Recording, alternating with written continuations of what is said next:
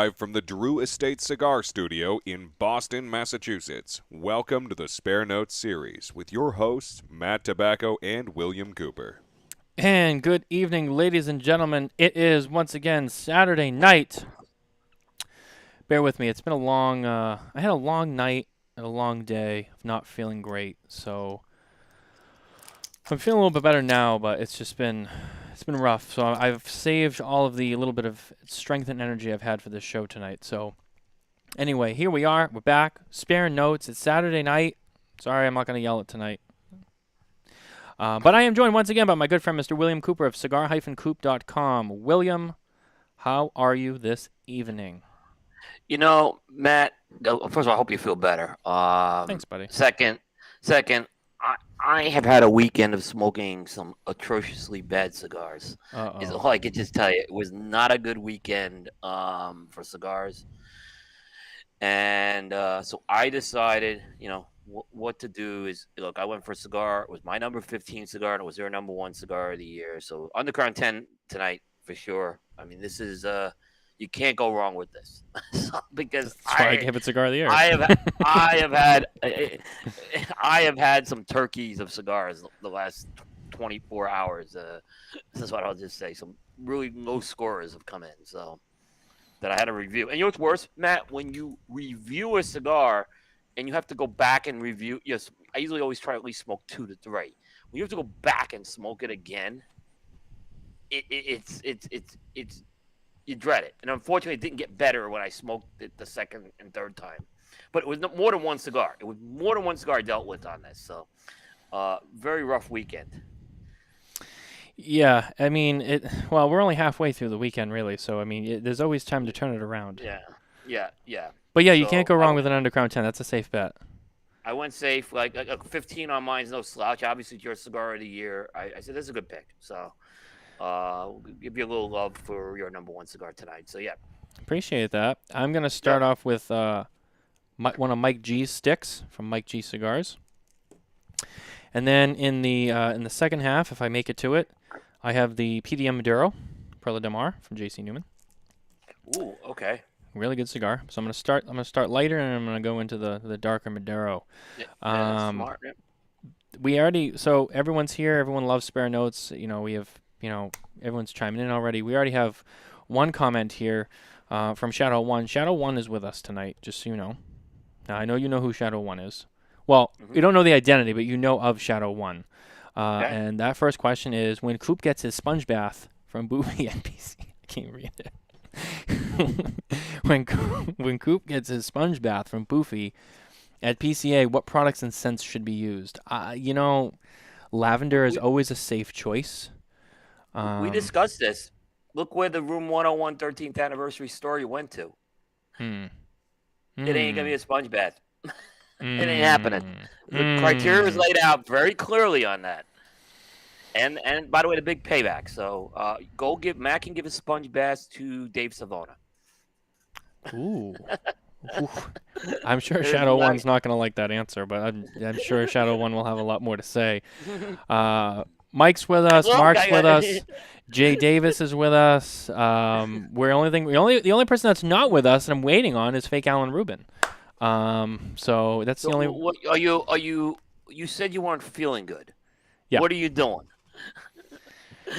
What are you doing? You torture yourself? It's not a torture to me though. It's a torture for you. So it doesn't really. I ignore him. It's easy. You Nicole's ignore him here too. I'm sorry. He doesn't go away, but you ignore him. Yeah, I know. It's Nicole said I'm here. It's fine. I didn't see her yet, so I didn't know she actually was. So Nicole is here too. I'll pop that up so everyone knows Nicole is here. Nicole's watching along. Nicole thought about jumping in tonight, but it's been a long day for her, so she was like, I'm just going to sit this one out, but I will be in the comments. No, Nicole is very welcome. Jay Davis, the sponge bath is sponsored by General Cigar. Oh, man. Yeah, go get it. Justin can have the sponge bath. There you go. Yeah. It's funny. So I can't. It's funny. I have something I want to say, but I can't talk about it on the air because You know what it is, but it's You can't keep a secret. That's I you. I can't but it's You love doing this. this is I'm just really excited. It's a big deal. No, but it's funny. So I have an idea. I'm gonna tell you after, but you're gonna love it when I tell you. You're gonna be like, you gotta do it. It's great. I thought of it, and Nicole was like, she didn't say no when I floated her the idea, so I'm like, I'm gonna do it then. So, but anyway, so it is Spare Notes. This is Spare Notes. Technically, this is still episode 20. It's part 2 of episode 20. So, it's PCA pregame coverage show. But we'll get into some other things too. But the primary theme, of the 2 shows in June were being, 2-part PCA pregame. We kind of started getting into the basics last time. We talked about, people coming back and people who were still not going to be there, or people who bowed out this year. What products we've already heard about that were announced for like exclusives or just things that were debuting at the show. And of course, then that always continues to grow, on a daily basis. So since 2 weeks ago when we were last here, one of the things we talked about was Ferry Otego's limited lines of the Elegancia and the Generoso. We were talking, hey, like we think we're probably going to see that. And then sure enough, this week, we got the press release, from Ferry Otego that they are coming back. Same cigars, same blends, and I believe same size, right? I think it's the exact same thing, just for 2022. So we now have confirmation that they are coming. So those are a thing.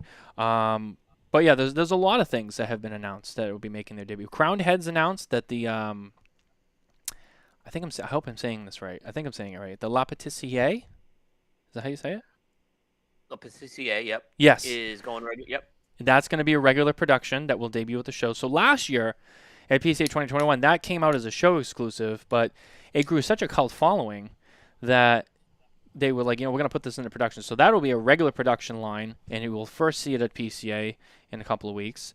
What's another one? Foundation Cigar has made a couple of announcements. Matt, one point on that one is interesting. A couple of us in the media talked about that release last year, Le Patissier. And we all felt, I'm not saying we all, several of us felt that cigar was a little lacking in the Lonsdale size that they released. And we all kind of had this intuition that it would smoke better in bigger ring gauges. Yep. And that's what they did. Yep. It's kind of interesting. And the press release actually said some of that. I don't think they heard us say that, though. I think it was something we said privately, that we thought it was something that it needed to be a bigger ring gauge. It was kind of an interesting thing, is all I'm saying.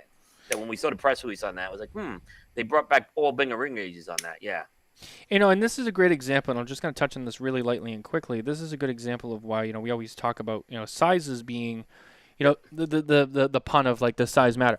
In cigars, size does matter because, when it comes to sizes, you're talking about, you'll talk about a particular cigar with a particular blend and makeup, right? But they're all going to use different amounts of tobaccos in different ratios because of that size. The length, the ring gauge, like a Lancero, being much thinner, there's a lot less tobaccos in it. And you have a 6x60, there's a lot more tobaccos in it. So it's the same, it's the same line, but they all are different. So that's why, some people I like the Robusto better, and then some people well, I kind of like the Corona better.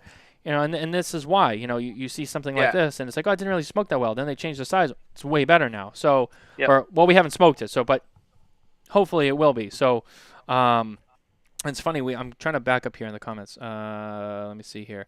Alan Rubin, like Beetlejuice from Jay Davis. According to Dojo, the PCA is dead and won't last, but he is rooting for us. I didn't hear that. I don't know the details of that. I didn't hear it either. Maybe it was on my show. No, I shouldn't say it. There was a little bit of it on our show, I think, when we had him on, maybe. So we're going to circle back to that.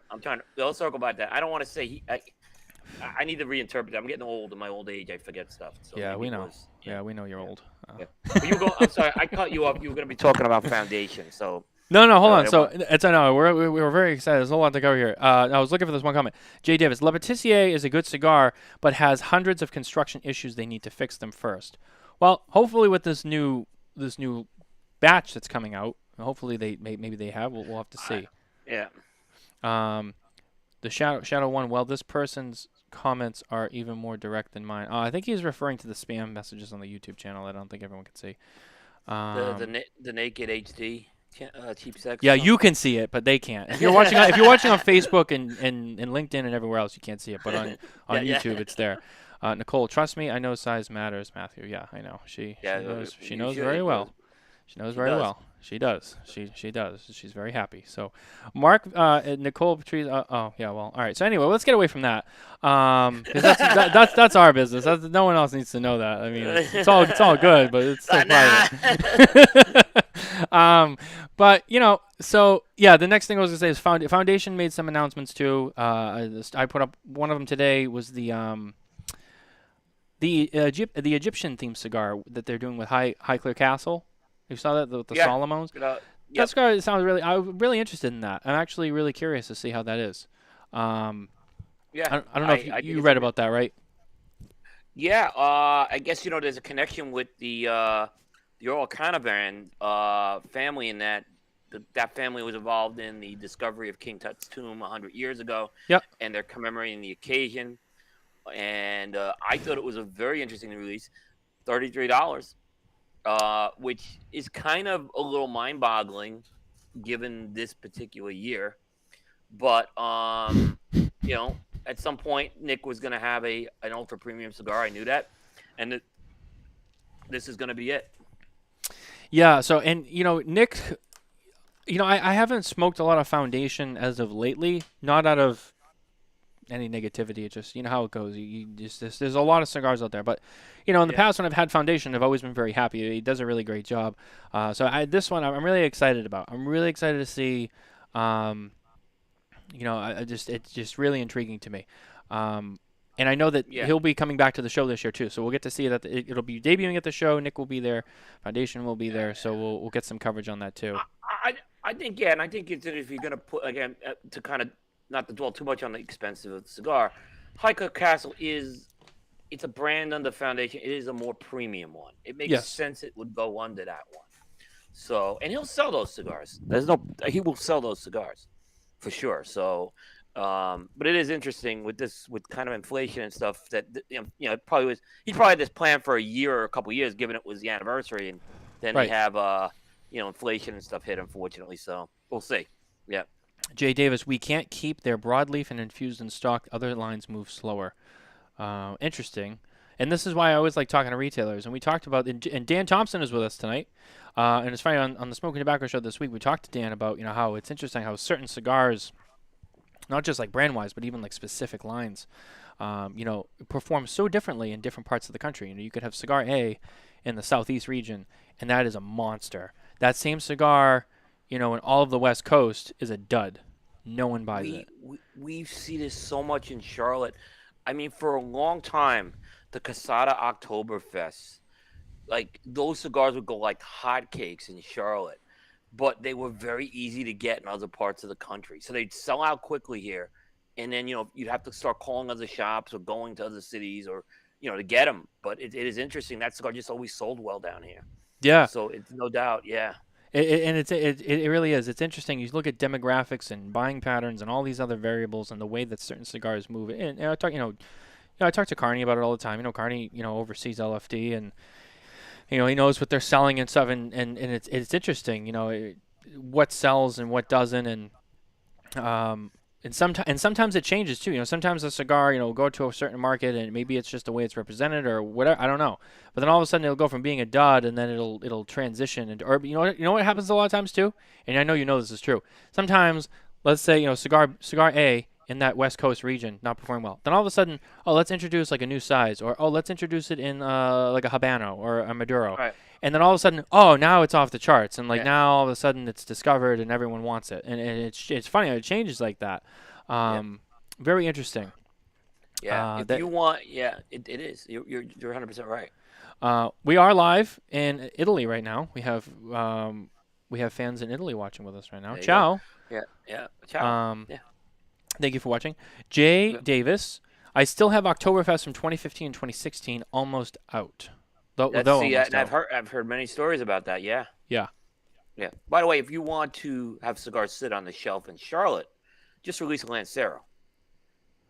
And this is not me. Just go ask your retailers here in Charlotte. Those Lanceros just do not move in this market Yeah, at and all. I've talked to David Garofalo about it. Who owns Two Guys Smoke Shop, right? In New Hampshire. He's got 3 locations right on the border. Right. Everyone knows Two Guys and Dave and the Cigar Authority, and he's and he also has had that reputation. Well, Dave hates Lanceros, and Dave will tell you, and you're like, hey, like Lanceros don't move. You go into Two Guys Smoke Shop, and you won't see a lot of Lanceros. Now I know that this came up on the Cigar Authority not too long ago. I think it was Jonathan who said it. In regards to the Aladino Lancero, I think they said that one actually moves very well. Because it's priced very aggressively compared to the rest of the line. Yeah. So, by the way, Aladino makes a hell of a Lancero. So everything they do. Is awesome. I mean, the Aladino Vintage Reserve. I wasn't a huge fan of that cigar, but okay, there's a great example where I love it in the Lancero. Right. So, yeah. Yeah, and I like having those conversations with people. You ask them, hey, so like, what's moving, what's not? And then you ask about the Lanceros. And I talked to Nick Perdomo about it, and he's like, look, people ask me to make them all the time. He goes, but like you'll make them, and then no one buys them because they take 1 or 2 out of the box, and then that's it, and then they're done, and then the box sits there, and you wait for the next Lancero guy to come in. So, it's not a lot of Lanceros coming out at the show this year, if you notice. No, more Lonsdales, much more Lonsdales this year. I agree. So it just seems like Lonsdale is a hot size this year for whatever reason. I would say in the last 2 years it's been getting some steam. I'm seeing more of them, and the ones that were out, I'm hearing a lot of critical acclaim, from the other people in the media that we know. People hear about. Oh, I tried. Oh, the Lonsdale. Oh my God, I hear that whole phrasing. Oh, have you had the Lonsdale? Oh, the Lonsdale's the best. A lot. And then McAuliffe came out with their Magdalia Special Edition, which was not really a Lonsdale. It was more. Dan calls it a Landrace. But that's a 5x40. Yeah, that's more of a Landrace is the size. Yes, it's a 5x40. Yeah.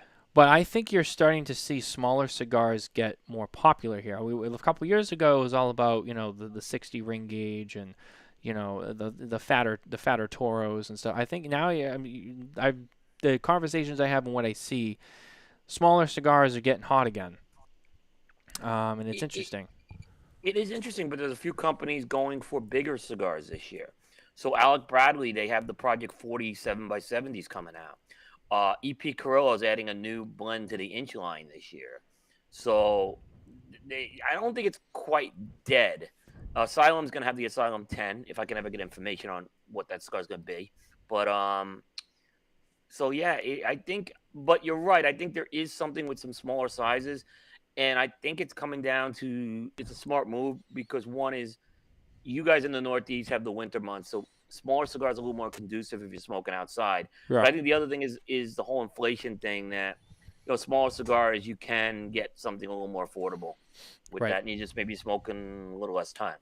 Yeah. Jay brought up a good one. And this is a brand that we've been seeing get a lot more attention in the last couple of years. Jake Wyatt is releasing all of their limited Lanceros as regular production now. Which is true. But I think that's one of the only Lancero stories I've seen. Yeah, that was on Coop. But they came out with those last year. Now they're just putting it as regular production.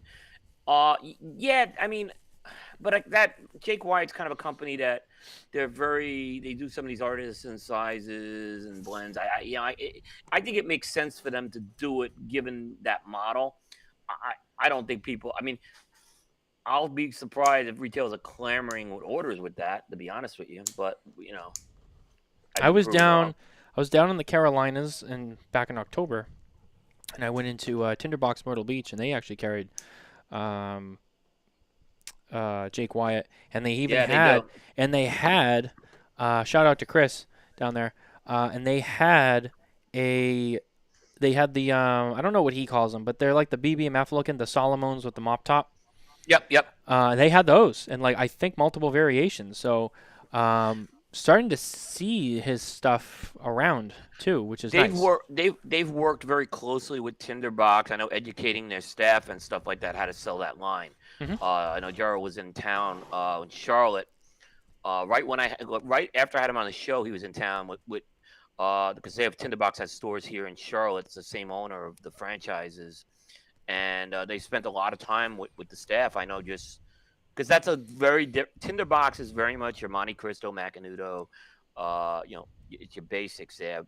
So them going in and kind of selling Jake Wyatt, it's different, but I know they very much support Jake Wyatt because they've supported the trade show, and they are retail. Jake Wyatt, the guys want at retailers to begin with too. So, I think there's a good synergy there. Yeah, I also really like the lithium line that they have too, which is really great. Good, affordable price. It's a good everyday cigar, lithium. I call it's like an everyday cigar, in my opinion. Mm-hmm. So I mean, I don't think it's as sophisticated as some of the gourmet collection stuff, but it is good. It is good. It is good, Yeah. and I know that he had some issues tweaking it in the beginning, and he had to make a couple of changes. But the last few that I had, like I had some when I was at TPE. I saw Gerard at TPE. I know Gerard pretty well. And he it was like the first the pre-hour of the first day of TPE, and he was like, "Hey, you want a cigar?" I was like, "Yeah." And he gave me one of the new lithiums, and I remember smoking. I was like, "Fuck, this is good. This is good. I like this." Yeah, I think I smoked that. I smoked that thing down to the nub. It was great. Yeah, I know. Like we missed Jake Wyatt last year, booth wise, and we hate when that happens. So I know this year we have a point that they're not getting missed this year. So. Because the whole team's pretty much high on them. Oh yeah, as a company, yeah. So yeah, shout out to those guys. They're doing a great job. They really are. Good cigars, good people. Yeah. Is El Septimo coming to the show this year? Yeah, but they've been quiet, haven't they? They've been very quiet. But they are on the show. Yeah, normally you hear something. Yeah, that's why I'm like I'm pretty sure they're going, but they've no noise. And it's funny because, Zaya's a very like loud. Not what am I looking for? Real self-promoting and really getting the word. Really like, hey, we're coming. We got nothing from them. I don't think they should release anything at the show this year. I mean, I think they're a company that shouldn't release something. They really should just focus on penetrating the market this year. Mm-hmm. Maybe they'll have maybe you bring like one LE cigar or something like that. But I wouldn't. I think they have enough core line stuff. I imagine to smoke some of the stuff down at Corona Cigar, who carries them. So. It's definitely worth a shot to give the company a shot. I think they have some decent blends in there. Oh, here we go. Here's Jay Davis is with us. As many of you who don't know, Jay is on the board at the PCA, so he is the knows the haps that's going on. Yes, El Septimo is coming, and yes, they have boxes. I actually got invited to a dinner from them. I never get dinner invites. Well, there you go. Well, this year, dinner invites and after hours sponsored cocktail receptions, they're like nothing this year. I mean, there's something coming on Coop tomorrow that's going to be talking about that, because it's been very normally we're already turning stuff down, like whether it's a cocktail reception or dinner, and we actually have some open nights this year, which is going to be interesting unless something changes.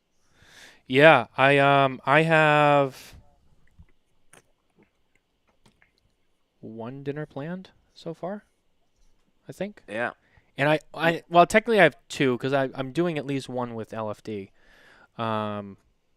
We have one. We have one, but it's a little different. It's not like we're going with the company. It's kind of more of a sponsored thing we're having. So it's a little different thing, yeah. Jay Davis, El Septimo's Lancero from Sacred Arts is good. The belly is really good. I've heard a lot of good things about Sacred Arts. I've pretty much smoked through their core line. You just take the price out of it, because I know everyone goes, well, the price. Just take the price out of it for me. Let's just talk about the tobacco and the cigar, right? Good. Yeah. Most of them are pretty good. If you're not thinking about the price, I don't know all the names, but I know in the Diamond Collection there's the white band with the orange logo in it. That one's probably my favorite. The yellow band is good. The green band's okay. The blue band's okay. The orange band, the La Bomba's really good. I haven't gone through the Sacred Arts collection though, but that's next on my list. And Nicole chimed in here, maybe cutting costs, which is true. Travel is more expensive. The article I talk about mentions that and the fact that it continues to get harder to get a venue to smoke at. Even the outdoor venues are feeling a little pressure right now. So it's a combination. We were actually approached to host an event at the media house. We had to turn it down because we just can't have a lot of people there. Right. Because people were having trouble getting venues because of the smoking. But I think Nicole, the article I have tomorrow, it's in my pregame report. It mentions exactly that reason. I think that they've had to cut some costs this year. Other costs have gone up with travel and stuff, and I think it's a big part of that. Jay Davis, yeah, no Ashton dinners again. So Ashton is We're hoping Ashton has a boost this year. I mean, a real boost this year. It sounds like Andy Green said that they will be. Yeah. I think, like most people, good guy. Andy's a good guy, man. I like Andy. Good guy. Yeah, Andy is cool. He's a good guy. He was on the show not too long ago. We're looking forward to seeing him and Ashton, the show. I don't think they have anything new that they're showcasing. They're going to focus more on the La Roma Passion. Yeah, they're gonna. I think when I had my conversation, they're gonna more focus on that as their newest thing, even though it was. They should. I mean, they're not a company that comes out with something every year, so. Well, they're a company that doesn't really need to. No, they don't need to. Yeah. Yeah. So there's that. I think LFD, I think is doing some dinners because I've been talking to John about scheduling and stuff. They also, fun fact, I was talking to John, and I said, hey, listen, I just want to make sure. I said, I know that we'll always have time to do whatever, but I said, I just want to make sure I lock you in for something because I know it'll get busy. And when I was making my show appointments, and he was like, it's funny, no other media has asked me about show appointments yet. And he goes, it's kind of disappointing. He's like, so if people are just going to show up and we're busy, then we're just going to be like, well, you'll have to wait or come back. Because, we like appointments. Some manufacturers, they're like, hey, we don't really do them. We just tell you to come by. I think that LFD, they prefer them because they anticipate a lot of traffic and they are going to be busy. They want to manage their time correctly. So that'll be interesting to see how that pans out. Yeah, in fact, after you told me that, I did reach out. I got an appointment with John. We are moving away from appointments because, and there's a lot of reasons for that, but it's because we can't get to enough booths sometimes. And we've had to be but anyone who asks us to make an appointment, we will. But typically, I can tell you, there's usually a call for that, right? The problem we have is, I know John, and it probably was easy for me to just mention to him in passing, and I didn't, right? But some companies, they use Calendly or whatever it is. Some have a particular person doing it. Yeah. So it's a little tricky. But last year, I think we booked too many appointments, and frankly, we spent time at certain booths we shouldn't have. Waiting for your appointment. Or even just not a half hour was too much time. Like why are we booking a half hour here? Yeah. So yeah, but anyone who asks for an appointment, or I know has done appointments in the past, we'll go that route. It's not like I'm bucking the system, but there are some companies that don't do it. We need to be agile on that. So for us, it's more of I book appointments with the people that, number one, I definitely want to make sure I cover. People who I know have big news, big stuff to show, that is going to take some time. That are going to have a lot of traffic. I want to make sure I guarantee my time. But not everyone's getting an appointment. Like the little guys, I probably won't give them an appointment because. And it's like this. It's the big names, right? And I'll just come out and say it. The big names, and especially the big names that got multiple things coming out, or people like LFD, United, McAuliffe that haven't been there in a few years. Yeah, they're getting an appointment over some of the people who've still been there, and maybe they have nothing new coming out because I want to make sure I cover because there's going to be a lot more demand for them, and I want to make sure I guarantee that I can get in there because when you're just waiting to get into a busy booth, you're wasting a lot of time sometimes. I want to make sure I go.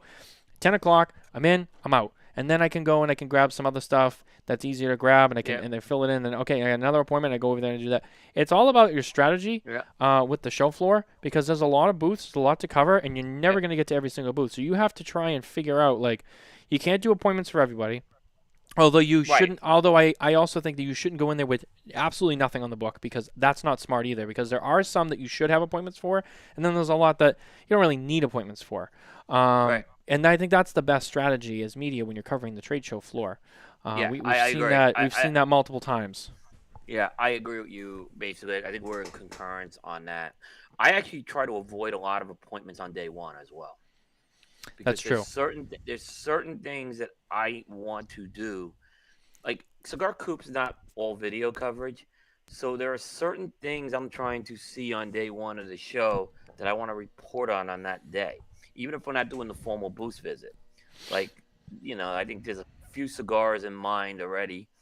Obviously, some of the Fuente stuff's going to be in there. The Fuente Padron will be in it. So there's certain things I don't want to have an appointment for on day one.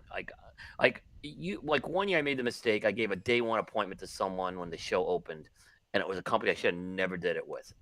Great company and everything, but I regretted it because I took a lot of valuable time away from what we do. So because the written piece ultimately is what is the driver, at least on what I do. Other people, they're more video focused. I get that, but what we do is the written piece, and I can get something out that day. So. Yeah, and for us, we're going to be doing a lot more written pieces in addition to all of our video too. So I went into my strategy picking very specific companies that I wanted to make sure I covered right away.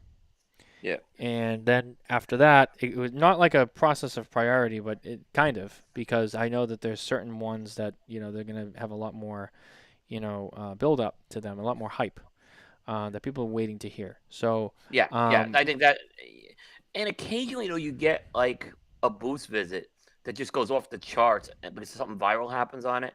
And that for last year for us happened to be All Saints cigars.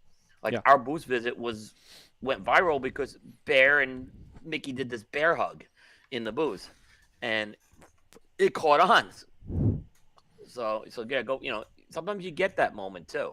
You never know. Yeah, I mean, on another booth that, I made sure I made a lot of time for was United, because the thing about United is that there's not just a United booth.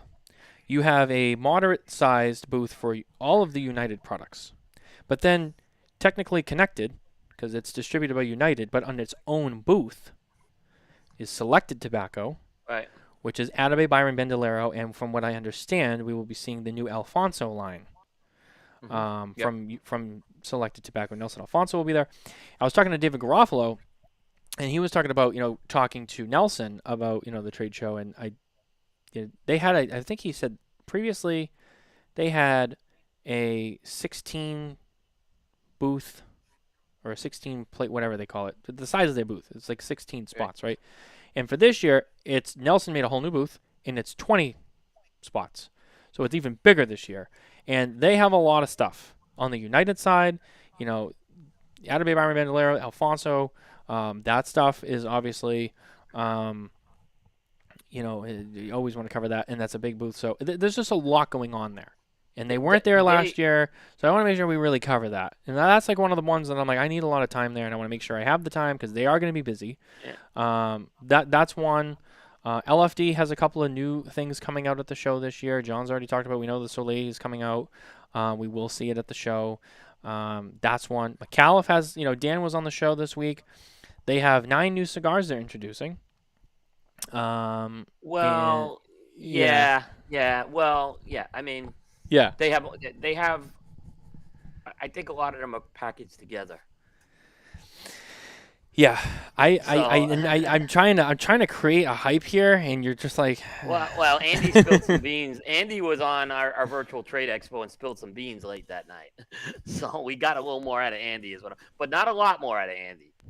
All right, but yeah, there was a little. I know that part, and then Andy bounced around, but he did announce the little A's going regular production.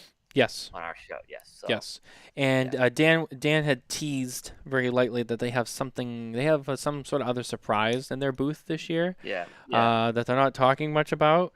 So I think it's great that look, we had Andy on, you had Dan on. Yeah. I got an impression from Andy, and I kind of heard a little bit with Dan. There's a renewed enthusiasm from McAuliffe to be back at the show. They had their reasons a few years ago why they stepped away, but you can see the enthusiasm's there. I mean, for sure. They're very excited, so I think it's great for them. Rakesh Robbie from YouTube chimed in. United.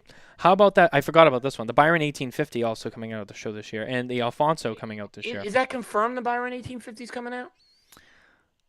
That's a good question. I've heard about it. I think he may be right, actually. I just don't think they've formally announced anything yet with it. I think Dave might have spilled the beans on it. But let me tell you, United, if you're a media person and you're not covering what United is doing this year, I think you're missing the boat. I mean, because they're going in with a strategy with this trade show. I mean, and they are bringing stuff to the trade show. Look, I think the big thing is they're going to be cornering this under $10 market this year with what they're bringing in. Oh, and they got their premium stuff too coming out. The red anchors, if it's Byron 1850, they have got it together right. Oliver's got everything going very well together this year. And Jay asks, how big is United, Matthew Tobacco? I only see 1 or 2 stores in Dallas. Bigger footprint in New England? Obviously, yeah, they're very big up here because this is where they're based out of. But, I mean, Coop, down in the Carolinas, what do you see for United? Yeah, they're in some of the higher end stores in the Carolinas. They're in Corona in Florida. They're big in the Midwest and in Arizona. Yep. So I know, like, we have Aaron Nielsen, who's based in Illinois. That the brand does very well in Illinois. There's a lounge there too. The lounge there, yeah. It does very well down in the Phoenix area, which is a very good market. The Scottsdale area, very good market. Vartan carries it. Yeah, Vartan carries. So they do have some good pockets there. I know they're pretty big in the Mid-Atlantic, maybe up in the Virginia or Maryland area as well. There's some areas that are not as big in it, but I'm sure there are areas that Oliver's working on getting in. But I think they're no longer, like, when they came out, a lot of people still called them the Dave Garofalo brands. I think they've stepped out on their own right now. I don't look at them as the Dave Garofalo brands anymore. The way I look at it is, so right here we have covered. That's what Nelson said on the Cigar Authority last Saturday. Okay, so I think that was the confirmation. Yeah, I missed that Nelson episode. said it. I'm sure it's coming out. Yeah. Yeah, so I'll take that as set in stone. Mark says, have not seen United in Michigan. Interesting. Michigan got some good stores too, but I know Dave was recently in Michigan. He talked about something on Cigar Authority where he made a trip to Michigan. So that could be changing. Yeah, and I want to touch on what you said. I think that you're right. It's gone away from the David Garofalo brand and it's not. He doesn't have anything to do with the manufacturing of it. He's done a really good job of being like, look, this is not like Dave started a distribution company, right? He wanted to get into distribution. That's great. A lot of people do it, and he came into this deal with Nelson to be the distributor of those brands. That's just good business. And then you're right. People associate it like, well, it's his brand. It's not. He's done a good job distributing it with Oliver. I was at that Orlando trade show when Selected Tobacco was there. So Dave didn't have it back then. Mm-hmm. So I can tell you that straight out. And Nelson was a new guy on the block, and everyone's looking at this stuff like it was. And I gotta be honest, I didn't try it at that trade show. But everyone was looking at the packaging and the display. I'm like, this is really something. This was the Atabase stuff. He was showing the Selected Tobacco stuff back in 2012, 10 years ago. Right. And if anyone knows anything about Cuban cigars, and obviously Nelson he does all of the design work for Habanos. So you see a lot of you see like the fancier velveted bag, outer box Monte Cristos and Romeos and the Bahique and the limited edition Cohiba stuff. That's all done by Nelson Alfonso. So it's the same, he designs all that stuff. So you see now you have a non-Cuban cigar with that same, that high-end mystique presentation with the lacquered boxes. Very well presentation. It's going to make a splash because no one else really does that kind of thing, or at least to that level. I mean, like Fuente has it with some of the higher-tiered Opus X stuff.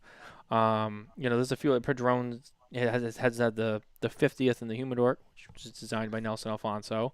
So there's not a lot of it out there. So when you see it, it's like, wow, look at this. The cigars are fantastic, but the presentation is just like unlike most things you see in the market. Yep. Yeah, no, it's true. It's crazy. Jay Davis, my interest is peaked as a retailer, but customers only ask for Atabey, and I heard they won't open new Atabey accounts. So I guess I need to visit them. So I will say, when it comes to Atabey and Byron, it's not a very large production. So I think they are trying to keep it kind of tight because they only make, was it 200 boxes of each size or 300 boxes or something like that? I don't know what the quantities are, but they are more premium brands. I mean, I would put them, they're positioned more premium brands. They're not going to be, the packaging is very premium, so they're not going to be, mass producing this stuff. Ultra premium, I would say. It's ultra premium, yeah. Very ultra premium. It's funny. I think Atabey is it's obviously a star, but I think Byron's the better line overall. If I had to put them side by side, like I love both of them, both off the charts. But I think for me, I think the I haven't had Byron a- the I haven't- Byron I haven't had- profiles are I find them more myself. I like Atabey a lot, Yeah. as it But is I've so had a couple- unique. But the Byron is, you're right. Yeah. There's a lot more going on there. I don't have a miss with any Byrons. There's a couple of Atabey sizes that were a miss for me. That's what I'm just saying. I've heard that. Byron's just Byron's just like everything's hit with me with Byron. I will say, Yeah. you want to talk about Lanceros? Atabey Spiritus Lancero is perhaps one of my favorite cigars. I think that cigar does amazing in the Lancero size. Most people I talk to who've had Atabey and they've had that cigar agree, like, yeah, that's a good Lancero. They've done a phenomenal job with it. Dan Thompson. Sorry, hold on. I'm reading these. I'm on single producer George, and I don't have Nicole with me. You're going to love Mark Van. Sorry. One cigar, 4x46, 8 different cigars, and a 5x40 Lons Drace Vitola, like the Migdalia SE. Yeah, he's referring to the stuff that they're going to be showcasing at PCA. I would love to see Atabey and Bandolero. I think he's talking about Michigan. Mike wants to know, Coop, how's your cigar? Oh, fantastic! Thank goodness I'm having a great cigar, because I had a couple of duds this weekend, which people will be reading about this week on Cigar Coop. So Yeah, I'm sure we will. Did you Yes. leave the ribbon on? Some people like to V-cut and leave the ribbon in there, like a no, little I did thong. not leave the I did not leave the thong on. Coop's going thongless, Yeah, no visible panty lines. as far as that goes. Rakesh Rabi Nelson also said he has future plans for additional unique Byron lines. That I believe. From conversations I've had with people, I interpret it like Nelson has probably 6 other blends ready to roll, because he's Yeah, always I working saw- on stuff. I think there's a Nelson line coming out down the road as well. Mhm. Not just an Alfonso, but a Nelson line. I've heard that. I remember seeing some catalog with some of this stuff in there. And yeah, I think you're right. I think there were a couple more Byron lines that were coming out. So yeah, I'm sure he's got stuff planned for the next 5 years.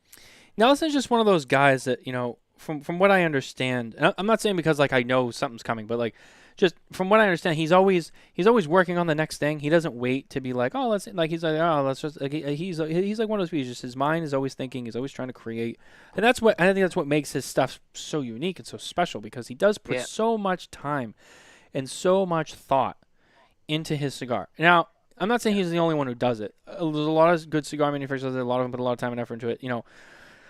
Another one that comes to mind, you talk about Steve Saka. Steve has had the reputation of he's just always working on blend. He'll go through so many test blends when he comes out with a cigar, and he'll go through hundreds of test blends. He's just always focused on it. And Nelson's one of those guys. He's just always trying to figure out what's next. And I think I think he's got a lot of good ideas for you in the pipeline. Yeah. Steve's another one. He's already got his 2023 stuff planned. Absolutely. Probably into 20. Yeah. So. But he had to change. I mean, that one year he was going to put out the Krakatoa, and he wasn't happy with it, and he scrapped it. Now it's coming out in 2023. Mhm. So that was supposed to be last year. It was supposed to be at the trade show. And I've heard, we've had conversations with, Nick Perdomo, who's a lot of times, he goes, I'm working on cigars, 5 years down the road, because it all starts, when you plant that tobacco. And he had this conversation where I was like, when you, I come in and I think about, okay, I want to come out with the next thing. And then I have to think I got to plant, this kind of tobacco. I got to grow it, and he thinks the whole process. It's not just we're going to make that cigar, and I want to use this tobacco. He's thinking about this is what I have to do to get there. Yeah. So he's planting tobaccos now for releases that he probably won't come out with for another 4 years. Because he's going to go through the whole process. He was doing it when I was down at Perdomo in 2020, right before the pandemic. He was showing us. We were tasting the tobaccos that were going into the 30th anniversary, which is whether that's going to be at the trade show this year. I think it's a big question. So. They've had some issues getting some things with production. I don't think it's the cigar. I think it's more on the packaging side. He's not going to half-ass it. He's a Nick. So, no, I mean, if it's ready, he'll do it. If it's not, it's not. Nick is definitely one of those people that if it's not ready, it's not coming. It's not coming. He ain't half-assing it. Yep. Because he knows, look, I could try to get it out because I know people want it, but I know people are going to want it either way. So if if it's not ready, I'm sorry, I won't put it out. But when I do put it out, it'll be ready. And then people are still going to buy it. It's not like they're like, oh, it didn't come out with this year. Well, I'm done. Like, it's still going to come out, and people are still Yep. going to buy it. So it's like, what's the hurry? Yep. Which is the right approach, and we Yep. need to see more of that across the industry as a whole. Yep. Not most people, but there's a few who they try to get things out. We've talked about this.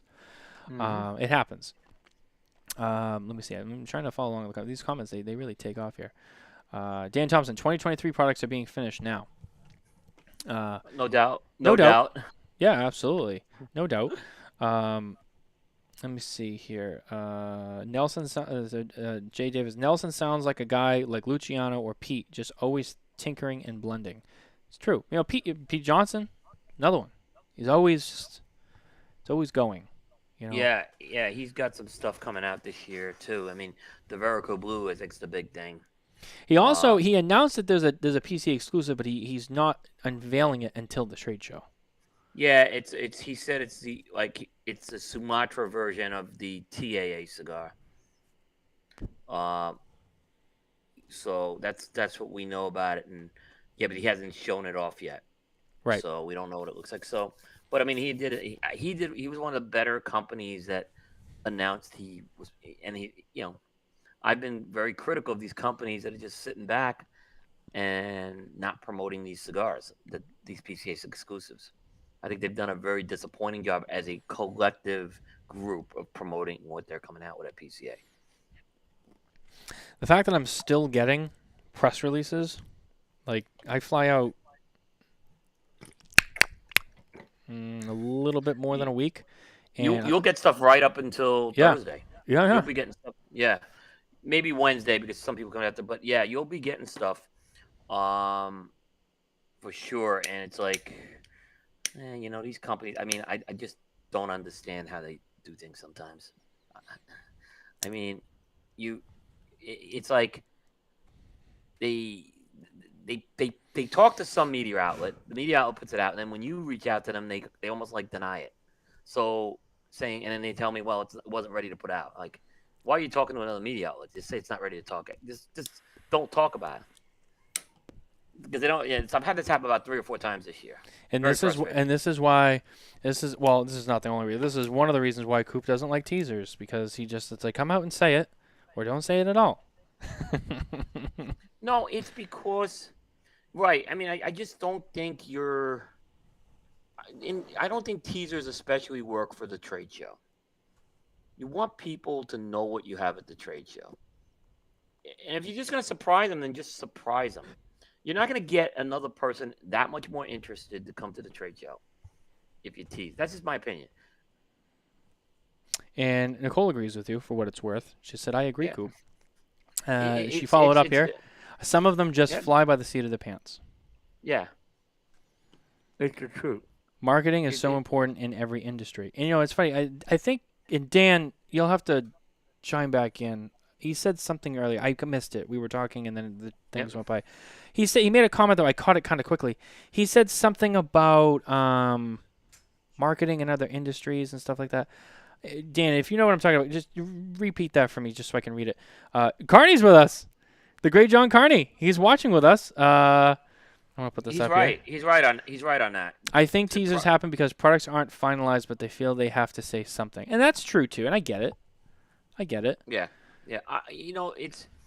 But, Thanks, Nicole. the thing is, when you're having a conversation with another media outlet, right, and then you give them information, and then you get mad that they publish it, why did you give them the information? You're better off just not giving them the information. It's true. That's the problem I'm having. I've had 4 or 5 instances of this happen this year, because we want to go more aggressive this year, not just depending on the press releases, and kind of reaching out. And I'm wondering if it's worth reaching out anymore, because we're not getting the information. I said, well, it shouldn't have been out there. Like, well, why did you give them his photos on top of that, which is kind of weird. But they don't even want to talk about it on their own social media yet. It's kind of weird. And I'm not talking about Aficionado, by the way, because we know Aficionado basically is controlling about 50% of the releases that are significant, or all have to go to Aficionado. And that's another frustrating story. Mm-hmm. Yeah. So when you reach out to the company, they don't even want to respond back to you, or they want to give you no comment. What do you mean no comment? It's out there already. So it's like, certain companies, what they'll do is they'll give it to aficionado. We'll get it an hour later. I'm fine with that.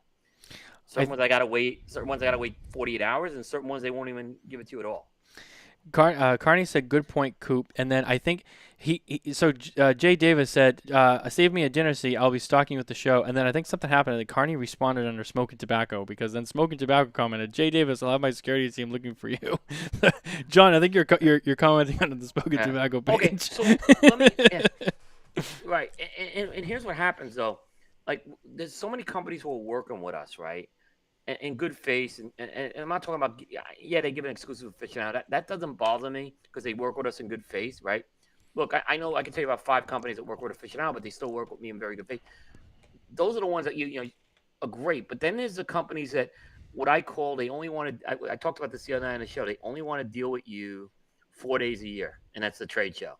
And you don't hear from them when you reach out to them. The other 361 days, they're like radio silent, and then they want you to come to their booth, right? Well, there's companies that are working with us in good faith the other 361 days of the year. So how do I turn my back on those companies to come see you now? Also, because now you want someone at your booth and you want media coverage. That's a tough thing to do. It's just we have over 100 companies we're dealing with right now. Absolutely. I just want to make one quick comment. John had commented, "Smoking Tobacco handles my security." I'm also John's talent agent. Because John doesn't get as many invites to go into shows, but somehow people ask me like, "Oh, can you get me John Carney?" Or like, "Oh, no," or I'll go to people, "Hey, you should get John Carney," and then John will be on Thursday night, by the way, on Coop. He'll be on he'll be doing the virtual trade expo on Thursday night. Well, there you go. So, Well, Thursday night we also have on the Smoking Tobacco show. Right before that, we have the media roundtable for the pregame show, which you will be there, Bear will be there, Matt and Garrett from How About That Cigar will be there. I think that's it. I can't remember. I think that's it. But yeah, so we'll all be together Thursday night, and so we'll have our roundtable, and then you I got double duty that night. I know. And then tune into. And then I have. Oh, and then I have Saka coming on at midnight, right, on the virtual thing. So wow, I'm gonna be up, and then you don't understand. So Saka comes on. He's gonna be on for a while, and then we do what's called an after show with Saka, where the cameras are off, and we talk to Steve for another hour and a half. Oh yeah. So it's going to be a crazy night next Thursday. I will be going to sleep very early Wednesday night. I can tell you that. Well, I was going to say, the elderly, you stay up late. You're going to have to take a nap. You're going to have to take a mid-afternoon siesta. No, you know what, Matt? I actually do that normally for prime time, just so you know, because it does go late. So yeah. I know. You've told me, hey, I was taking a nap, and I was like, all right. Yeah. I'm just poking fun of you, Coop. Come on. Yeah. I do it out of love. It's all love. It's all good. It's all good. By the way, I want to bring up something. Cigar Coop presents What did he say? Cigar Coop presents Jonathan Carney, courtesy of Matt Tobacco of Smoking Tobacco. That's true. That's 100% true. By the way, when we get to Vegas, so I have a couple of little things planned. One of the things I wanted to do. Again. Here he goes again. He's gonna spill beans. No. No. I have a couple of things planned that this is all stuff I've said before. I have some stuff planned that we're gonna do with John or whatever. But one of the things, and I don't even care on this one. I want to say it because if I say it on the show, then it has to happen, right? So one of the things is, I've been very critical of one of your favorite burger establishments that happens to be popular on the West Coast. Okay, I'm okay with that. Right? So, I want to go to In-N-Out with you while we're in town. We are going to work that out. We're gonna go, and I'm gonna go through In-N-Out again with you. We're gonna go together, okay? And you're gonna order. You're gonna order for both of us. I'm gonna say, all right, I'm just gonna step back. You order the food, and I'm gonna sit down with you, and I'm gonna do an In-N-Out burger review with you at In-N-Out, and I will give it a fair second try because I've gotten so much flack from the burger community over you don't like In-N-Out, and it's like I wasn't impressed. But to be fair, I haven't had it in a long time. Do not order the monster. We're not going to order the monster style. That's what kills, I think, In-N-Out burger. Do not order the monster style, so please. So you and I are going to go to In-N-Out. Yeah. There's a reason why it's hidden on the menu. Yeah. Animal style. So they said monster animal style. There's a reason why certain things are hidden on the menu because they're not good. Okay. I'll take care of you. It's not like the Starbucks secret menu where there's actually some hidden gems on there. You just have to know how to order it. No, it's hidden because we can do it, but we don't want you to do it. Yeah. John Well, Carney, little things. Yeah, just I don't want to say too much, John. I gotta. Don't beat me up on the teaser. Just leave it alone. I gotta do it the right way. I know. When you go out to eat with John Carney, let him order. Yeah. You don't have to worry. You don't have to worry. Is what I'm just telling you. Facts. This is facts. Yeah. Let him order.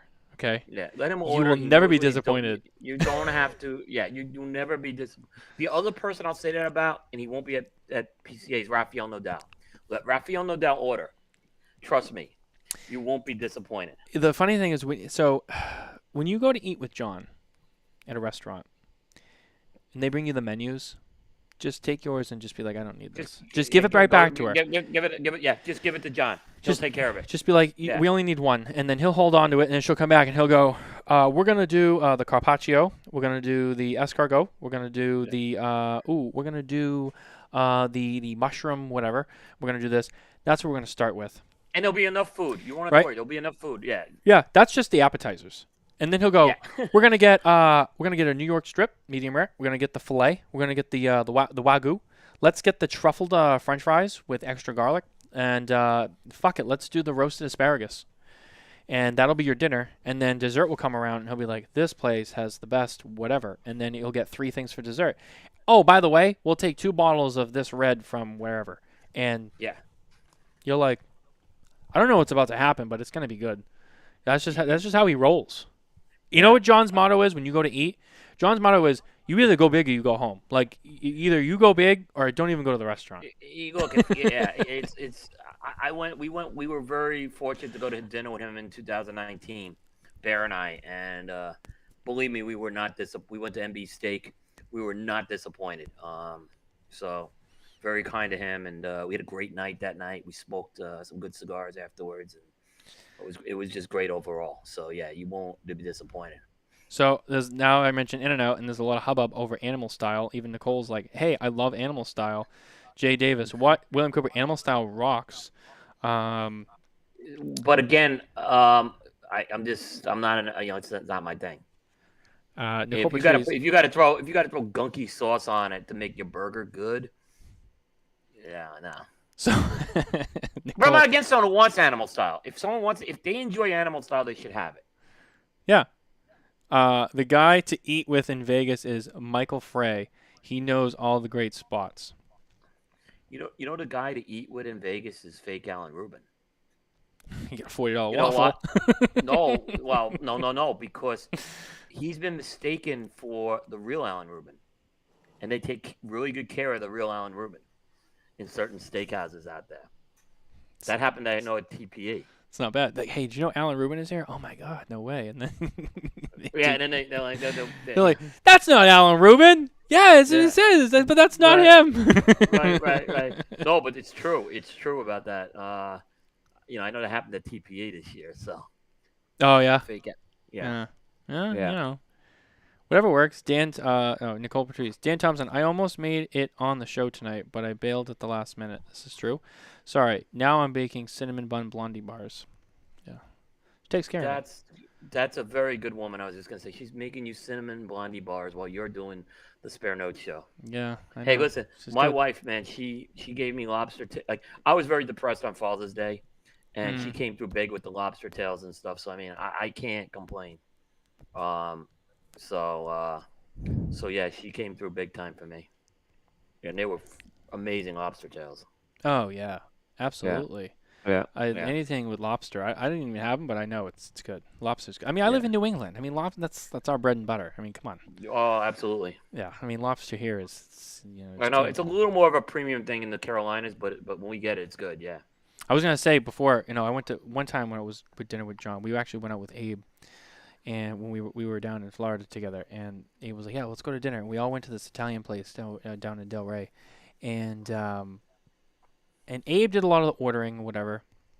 We all ordered our own like entrees, but then Abe ordered a bunch of other stuff. But then John was like, "Yeah, we're gonna get this," and he did all the wine. And I think by the end of the night, John, I shit you not, John ordered. I don't think it was 5, but it was definitely at least 4 bottles of wine. There was a lot of us there, to be fair, but 4 bottles of wine. But he also got like the best wines on the menu. And the bill came, he's like, Abe, let me pay for the wine. The wine alone was like $500 or whatever it was. I went for pho once. Pho with Abe and his family. They took me out. Were very nice. And all I know is this was like a really great pho place. There were a lot of options. And all I know is I followed the lead of one of Abe's kids. Like, they knew exactly what to order. I'm like, what is this? I'm like, okay, if she's ordering that, if his daughter's ordering that, I'm just getting the same thing. That's what I said.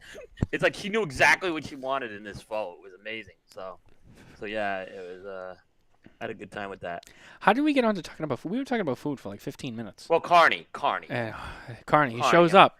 He shows up, and it's just all about food. It's not bad, though. Yeah, look, I got to give a great shout out to LFD again. They've been one of the companies that have supported us from day one. John, Lito, everyone at that company. And it's so great to have them back at the trade show this year. I think we all agree there was something missing without them at the trade show last year. So it's really great to have them back. So I'm excited. I'm gonna see if I can do this live on the air here. I'm gonna add a text box. Hold on. How do I do this? I'm trying to do this. Careful. Oh, it's right here. Okay, ready? This is my and I might leave it up for a little while, but this is the official. You know how when people get married, they have like a hashtag, like for their wedding. I don't know if you know that. Like on social media. Maybe you don't know. They're like younger people. My daughter didn't have it, but it was right before hashtags became big when she got married. So there's like this is a thing that couples do. Like they have a hashtag for the wedding, right? And then all their wedding stuff is that hashtag. So we've created a hashtag at Smoking Tobacco for LFD. More specifically John, but it does cover Lito and everyone as well. And this is the PCA 2022 official Jonathan Carney LFD hashtag. Brought to you by Smoking Tobacco. I'm taking credit because I'm the only one that's really pushing it. Okay, here it is. The only one knows it. Hold on. Whoop. I'm going to do it in all caps because it's sexy. Oh, I know what it is. Actually, I do know what it is. Daddy's back. Right here. But he's a daddy now. Yeah, it's not even just that, though. It's just Daddy is back. Okay? That is the official hashtag for John Carney and La Flor Dominicana, PCA 2022. LFD returns, hashtag Daddy's back. Right there. That's it. Yeah. That's it right there. Good. Yep. Daddy's back. He's going to come back to that show. He's making a statement. That's all I have to say about LFD. Daddy's back. All right, let's see. Alan Rubin's here. He showed up just like Beetlejuice. What's up, Alan? I love when Alan's here. Don't get me wrong. This is great. Did someone say my name? Absolutely. Yeah, we were talking about how we want to go to dinner with you in Vegas because everyone thinks you're the real Alan Rubin. Jay Davis, when I got married, people didn't have cars. Yeah, well, that's because Jay is an antique. So when Jose Blanco got married, they didn't have wheels. I mean, so it's true. They just had to walk everywhere. Back in the olden times, back in the prehistoric era. They rode dinosaurs when Jose Blanco got married. Even when Numbnuts 1 and Numbnuts 2 are not around, he still gets it. I love Jose though. He can take it. He can take it. Oh yeah, he could take it. They beat up on him. If you watch the show with Scott Pierce, go watch it. They beat up on him pretty bad on I caught part of it. Yeah. Yeah. Always got to nail the professor. Yeah. I mean. Yeah. Now they have the ducks and stuff they're doing. Yeah.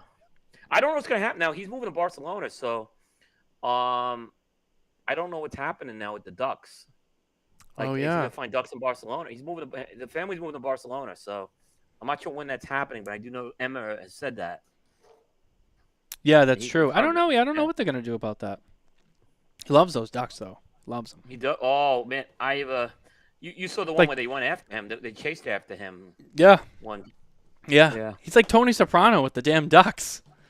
Dude, yeah. Oh, it's true. My dad was the same way. My dad was the same way with the duck. He loved the ducks. My dad. I'm just gonna start calling him Tony Soprano. Be like, hey, Tony, how are the ducks? He's the boss of well, is he the boss? Nah, I mean it's tough. He's more like I think he's more like Silvio, in his role now. But consigliere. Silvio, I don't. Yeah, he had a lot of power, Jose. Yeah, he's the consigliere. He is. He is the consigliere to the Fuente Empire. Yeah. That's what he is. He is the, Yeah. I don't know. Shouldn't do it. Yeah. Exactly. I got one more comment from Alan Rubin here, and then I'm gonna switch it up a little bit. Instead of free dinner, how about I just give you some samples? Coop only goes for the free samples. This is We got to true. go to cigar company, Alan, to do that. I mean, unless you're gonna get me out of your personal humidor. Jose Blanco is capo regime. He isn't consigliere, as Jay Davis confirmed. Okay, all right, well, that's fair. Alan Rubin fixes his yeah, he spelled it coupe like a car. C-O-U-P-E. That's good. I might use that for something. I got some good ideas now from that. Thank you, Alan. I appreciate that. I might use that to tease coupe later on. So another thing that came out in the news this week that's not really PCA related. We'll take a break from the PCA talk. They will be at PCA, though. And I wanted to bring this up. I want to get your thoughts on this, Coop. Is the Sisters of the Leaf movement. Have you seen this? You heard about this? I have. And Nicole was going to be on tonight. She was going to get into a little bit more. But they announced that they're partnering up with Light 'em Up Go. It's Reinhard's platform that he has set up. And he's going to integrate that into to bring the. If you don't know what Light 'em Up Go is, it's this app program that Reinhard has created that it helps you find lounges and stuff around the world and whatever. It's also going to help you find these official lounges that are certified or whatever for the Sisters of the Leaf movement. That for women and stuff, and women looking for lounges and whatever. There's going to be a certificate you can hang on the wall, like the Opus X. You go into the store and you see this store is certified to sell Opus X and it's got the store name. Yeah. It's going to be kind of like that. Kind of thing. Like, this is the Sisters of the Leaf certified lounge for women to come. We haven't really talked about a lot about that, and I was just curious to get your thoughts on that. Well, I think it's a good thing that certainly you want to have female-friendly establishments. So I'm all for that. I think it's we've seen, particularly in the Charlotte area, the last 5 years, the female smokers have really emerged in Charlotte, and there is. I hate even calling them female smokers. I'd put them alongside any people, I believe. It's great to see more of them are female. So I think that's really, really good with that. So where I was a little thrown with this, okay, is they're missing some pretty big Sisters of the Leaf in this movement that I'd like to see them. So I'll throw out some names. Liana Fuente, Cynthia Fuente, Janine Perdomo, Amanda McAuliffe, Laurel Tilley. I mean, those are some names, that, and I just, in their materials, I didn't see anything related to those companies or those people. And, I'd say let's say those companies that have done a lot for female smokers, all those companies. So something was missing from that. I'll say maybe they're in the infancy and they're growing, so I'll give them a shot on that. But, I have to understand a little more about what the certification process is. It's great that they're putting it on Reinhardt's app, but when they launched, no one talked about they didn't launch they didn't put out a press release what the certification process is or anything like that. So Nicole, I kind of like to understand a little more of that. Nicole has chimed in, and she said they are a part of it, including Janine Perdomo, Cynthia Fuente.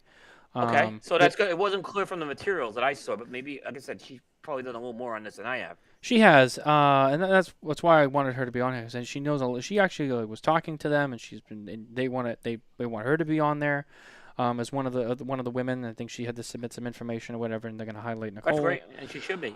Absolutely. Yeah, so she does know a lot more about this than I do. Lisette Perez Carrillo. Mark said she's on there. So there are some very powerful, Sisters of the Leaf. But the companies that were listed, what were the companies that were listed in there? Like Herman Solomon was one. They have Romy, Jennifer Nicole. Drunk Chicken. I think Drunk Chicken's female owned. I see that. That's a good pick. Yeah. So I mean, there were some companies. It just seemed like they were promoting more of those other companies than. I would, that's where I just saw it. Just seemed like something was lacking with that. Nicole said she feels as though their message isn't fully clear. And that's what I'm saying. I think the intent is great. Yeah, let's do that. Let's. But I'm more about people of the Leaf. That's what I'm really more about. I'm more about people to leaf. Um, and I don't know. I haven't really seen Reinhardt's application catch on in the U.S. Is the other thing I'll say. I haven't. Yeah. I haven't. So I'm going to be very transparent on that. It was a little tough to use, I thought, right? But that's something that could be fixed, right? But I just haven't seen that app yet catch on, yet. Jay Davis made a comment earlier. He was going to plead the fifth, so I don't know what he had to say, but apparently he doesn't want to. So, but we'll just maybe I don't know. Maybe I can. Oh, here we go. The application doesn't work, and when I emailed, they didn't respond. Mark said Raquel Casada is coming on strong. Nicole. Well, absolutely. There's a lot of great names that you go through this list on. Nicole says, but they just launched, and their initial press release wasn't really covered. They have multiple, quote, advisory boards. Dan Thompson, I don't know all the details, but as any new organization, I'm hoping they will keep learning and growing. Yeah, I think that's what I'm saying. I'm not against it. I thought it was a little odd that they chose to go to market with Light 'em Up and not kind of go to market with what their mission statement was. And that was a little, it was chicken before the egg here, I think it was. Mm-hmm. Certainly, like I said, it certainly is. I'm looking forward to learning more about. I think this is a very good thing to have to promote Sisters of the Leaf, and ultimately, I like to bring them up the people of the leaf is what I really like to do with this. Yeah, absolutely. I know what you mean by that. Yeah. I wanted to, we mentioned Reinhardt and the Light 'em Up Go app. Another thing, and I am going to be a little critical here, and I know that a lot of people are, like you and Jay, and maybe, probably Alan and maybe Dan and some of the other folks. The Cigar Rights of the World. I know he was involved with that too. And that's another thing that it came out. We heard about it, and it's a great concept, but we haven't really heard much about it. No, we haven't. The only thing I'll say is they haven't taken anyone's money either. So yeah, it's true. So that's so. I think there's some things that maybe there was some low hanging fruit that maybe they've missed so far. That I would have liked them to really tackle New Zealand and Mexico, which are two serious. There's some serious prohibitionary things going on in those countries right now. Amsterdam was another one. So I mean, there's some. So I don't know. Again, that's all volunteer effort. And it's tough to get a grassroots. It is very hard to get something like that off the ground. Just ask Cigar Rights of America, which I know we've been critical of, but they're still very important here. And it takes a long time to do that, is what I'm going to say. So, yeah. Skip says, what? Matthew is going out on a limb. Stand back. Well, these are things we've talked about. It's come up on the show before. It's not anything new. Reinhardt's a great guy, by the way. I think we both agree he's awesome. Yeah, I love him. He's a great dude. We spent a lot of time together in Vegas last year at PCA. We did the show from Casa Fuente last year. Yeah. Is he going this year? Do you know if he's going? Ooh, that's a good question. I think he is. I hope he is, yeah. I hope he is. These are good things we can talk, because these are good discussions we can have when I'm certainly out there on that. It's a lot of work, though, to get Cigar. I knew when they announced Cigar Rights of the World, it was going to be a very ambitious project they were doing. And I think that's the other thing, too. You're right. They don't know without money, so you got to keep that in mind, yeah. Yeah, that's the other thing, too.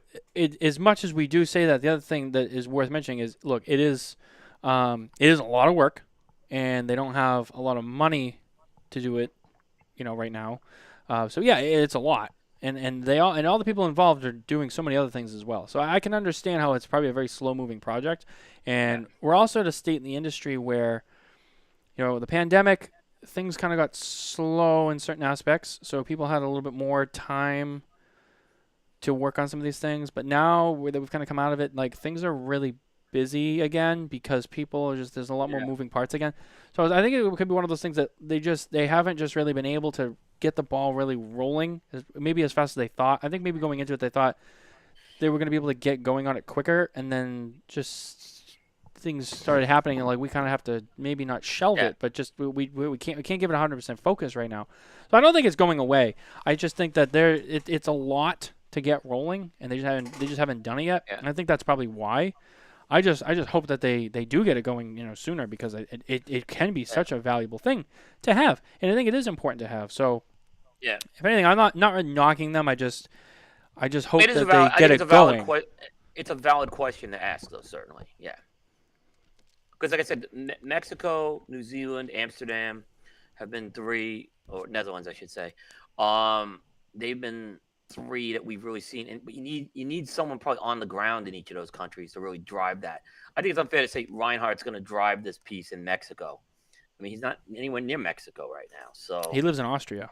he was in Austria, right? Yeah. So that's a little bit of the problems. And so they're relying. I think they are bringing on ambassadors in there, but they need, like, if they got an ambassador in New Zealand, that's something he should be tackling immediately. So That's I think another it good just takes point. a lot- Yeah, Oh no, that was another good point. I think that if they had more ambassadors around the world who were Right. going to be a little more hands-on with it, it would really help build it in all those different Yeah. areas, because you'd have people, it's hard when you're like a small group of people in one area and you're trying to do something for the whole world.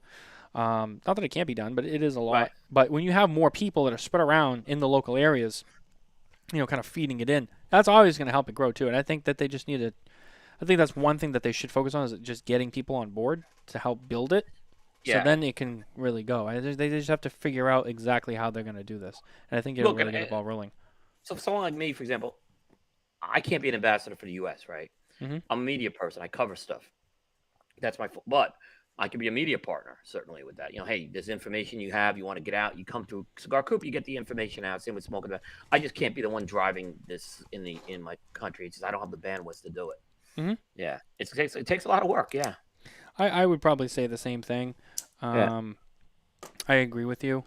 Yeah. I'm in probably the same exact response. Yeah. I agree. I think that's probably well But I said. support them. I totally support them. I signed up and everything. Yeah. So I have the link. I have their link. So on smokingtobacco.com, as most of us media folks do on our websites, I have links to several different cigar rights groups, like CRA's on there, PCA's on there, CAA, Cigar Rights of the World is on the website.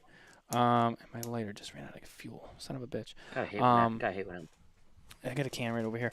But yeah, so I support it in any way I can. There hasn't been a lot of developments with it, but as they do happen, absolutely, I'll help support them in the best ways that I can as media. But yeah, the more ambassadors, I think, is going to be a huge part of that growth for them. I think that'll be a huge contributing factor. Yep. Let's see. Dan Thompson, I agree, Coop. I hope the Sisters of the Leaf is inclusive with men, as many of us share the desire of a cigar industry enjoyed by all people. Jay Davis has commented, I offered to be an ambassador. The reality is Cigar Rights of the World doesn't communicate, don't respond to emails. I've tried repeatedly, and they missed the boat in Singapore, New Zealand, and Australia. Everyone wants to criticize. Everyone wants to criticize PCA, so I'm happy to point to their weakness. But, and then Jay says, Well, but Fernahan, what happened with Fernahan in Singapore? That's a very good point, Jay. I forgot about that one. That's true. Yep. But it also involves adhering to a 15 point of the UN, which is very anti-tobacco. Also very true. Yep. This honestly, this could be Nicole or John, so I don't know who did this, but Smoking Tobacco's comment was, Dan Thompson, my takeaway is that they will be. Yeah, we've on Coop, we have been promoting. We haven't promoted enough Sister of the Leaf stuff on Coop, and that's something probably we're not as much lifestyle. But the one area we are lifestyle with is in Cigar Jukebox or Primetime Jukebox, and we have done some stuff with a lot of women in music every year. But the plan is that Dave and I talked about for 2023 is we are gonna include some Sister of the Leaf stuff with what we do for women in music every March. So that is a plan we have that we're gonna execute. We actually talked about that before this press release came out. That we've done a good job promoting females in music, but let's try to bring in now a little more of the cigar piece with that. And we recognized we needed to do that because that's the one area where we do lifestyle that it would make some sense to cover it there. Yeah, I mean, I think I try to cover lifestyle stuff. Because I just it's certain things, not every little thing, but there's certain things that I just feel, even if it's not industry, it still should be supported. Obviously at Smoking Tobacco we have a Sister of the Leaf who's very active in the community, so I mean, You have one of the best. You have one of the best ever in the cigar media. so I mean, we Yep, obviously ever. that's one that we're gonna hit home with. So we would definitely Yeah, cover that stuff. But yeah, yeah, it is important regardless. I mean, and that's why you know yeah, we cover that stuff, and it is important yeah, because as much as the industry is a huge focus and its main part, yeah, the industry is reliant on the yeah, lifestyle outside. So it's kind of a little bit you have to kind of cover a little bit of both. yeah. Exactly. Yeah, exactly. And we're just trying to find a good spot where we can do it and promote some visibility. And we do have a thing we do. Um, I know same thing. Like we're gonna try to incorporate some of the stuff for Women in History Month in every year in March. So we're gonna be doing a little more of that. And I think jukebox will be the kind of the landing point to do that with. It makes a lot of sense. So I think that's our plan. We just haven't done a good job with that piece. We focused too much on the music piece the last couple of years. So we're gonna work on that. Yeah, that's something we have some plans for that. Yeah, that's a good idea. And I think Yep, that I yep, think as time goes on, I think you'll see more of yep, more yeah. of the lifestyle stuff being covered. It's always I love changing. you know what I love? I love when women are on cigar shows, but not so much talking about what it's like to be a woman in the industry, but just talking about the industry because there's a lot of great like I hear Nicole on shows and she could talk industry with anybody. I Yeah. mean, it's just like she could talk with some of the best. So I mean, that's what I love to see. I think we always could say, "Hey, what's it like being a woman?" And that's not. I'm not saying that's not important, but I love to see that other side of it. I'm saying, "Well, wait, people leave. It's a whole people leave concept." Yeah, it's funny. So we had last week, the episode before Dan on the Smoking Tobacco show, we had somebody on the show who actually has never been on any of the shows before, and I got a lot of good feedback for having her on. That was Erin Holland of the PCA. As She did much a as good job, very good job. She did a very good job. oh yeah, and as much as I love Glenn and Josh and Scott and everyone else, they've all been on the show multiple times. But I felt it was important because Erin does play, not just because she's a female, but like she does play a huge role at PCA. I mean, She's done a great job. Really has yeah, under very difficult circumstances. Um, and no, I think she's really. I mean, and I was really impressed with her on the show as well because she brought exactly what her core competencies were, which was a lot about the trade show. But she surprised. I don't say she's surprised, but she did do a lot of industry stuff that she was very good with. When you were talking some of the stuff. So I think she did a very good job. yeah, and her one of her primary jobs at PCA is membership. So she oversees a lot of the applications, Yeah, letting people in, having to yeah, say no to people, and doing all that. And then when you get to the trade show, I mean, she wears a lot of hats. She's getting people checked in, and she's also overseeing all the media, which she's doing a great job with. Really trying to integrate more media into PCA. I have some stuff we're gonna talk a lot about that before the show's over. Yes, because she's done a great. There's a lot of things that progress has been made in that, and that's a lot of it. I'm gonna give her credit for You on this or the trade show? on the whole media and the trade show. I think there's some big things that have happened. No, I mean, you want to talk about it here, or you want to talk about it at the trade show? You said No, I before want to the talk about here tonight. Yeah, okay. You can Yeah. feel free to get into it now if you'd want to. I mean, we're here. Okay. Okay. Perfect. This year there is a for the first time ever. Okay. Now I've been covering this trade show since 2010, and for the first time ever, the PCA/IPCPR RTDA for the first time has recognized the media outlets that will be covering the trade show, and those media outlets were listed on a page with their logos. And you know what? We were all media of the leaf. I'm right next to Cigar Aficionado. You're right next to Cigar Journal. I'm just saying there was no lines drawn as far as that went. Mm-hmm. And I think that is a test. That's the first time that's happened. I mean, believe me, I know there's a whole controversy with the influencers. I'm going to put that aside for now.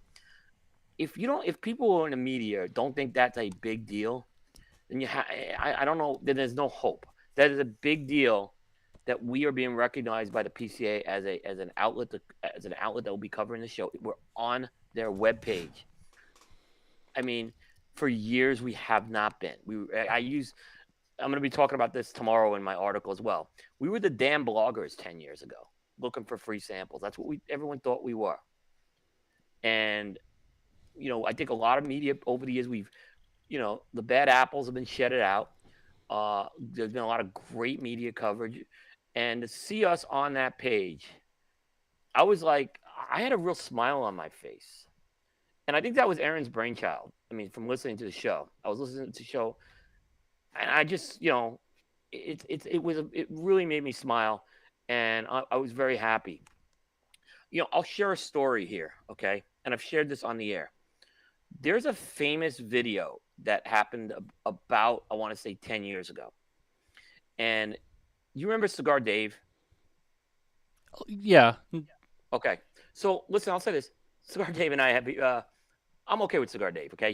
We've actually had a little fun at the past trade shows. But there was a video where he would, every year, he'd walk around the trade show floor, okay? Now, what's the rule we're always told about as media at the trade show? Don't interrupt business, right? Mm-hmm. He walks into the Gurkha booth with the cameras and barges in on a meeting that the Gurkha people are having with a very large customer and just interrupts the meeting. And a lot of us saw that video and we were pissed that was allowed to happen, right? I went to the previous regime of the IPCPR, which there's none of those people left right now. And I said to him, he's interrupting business. What if I did that? I'd be thrown out of the trade show. And I was told, he's Cigar Dave. You're not. That was the answer I got. And at the point I said, we are the ugly redheaded stepchild as far as online media, because he was allowed to do something. And if I did that same thing, I would have been thrown. If you did that same thing, Matt, back then, you would have been thrown out of the trade show. So to see us all on the same page there was a big deal to me. And like I said, it was something good. But yeah, that happened. It's been talked a lot about over the years. Like, this is way before your time, but I'm just telling you, that's what the answer I got back was. I've heard the stories. Yeah. And I brought it up with Aaron. I made a comment about it to Aaron. I was like, it's before my time, but I've heard the stories of how media was treated, and even she was like, it's kind of before my time too. She's like, I don't really know. It was. And look, if we did that now, we shouldn't do that now. By the way, that doesn't give us the right to go do that now. I do believe there's times media is disrespected by other people at the trade show, like retailers who interrupt your interview for selfies with who you're interviewing with. They still do that. Mm-hmm. Somehow that's okay. But most of the manufacturers have gotten a lot better with that too. They understand now the effort being put in, but back that's always happened. But that's okay. But if I go interrupt business, I should be thrown out of the trade show. So Alex, two wrongs don't make it right. Alex Lancaster, I get more info from you guys than any print sources. Well, we really appreciate that. Thank you. We try. Yeah, thank you. Yeah.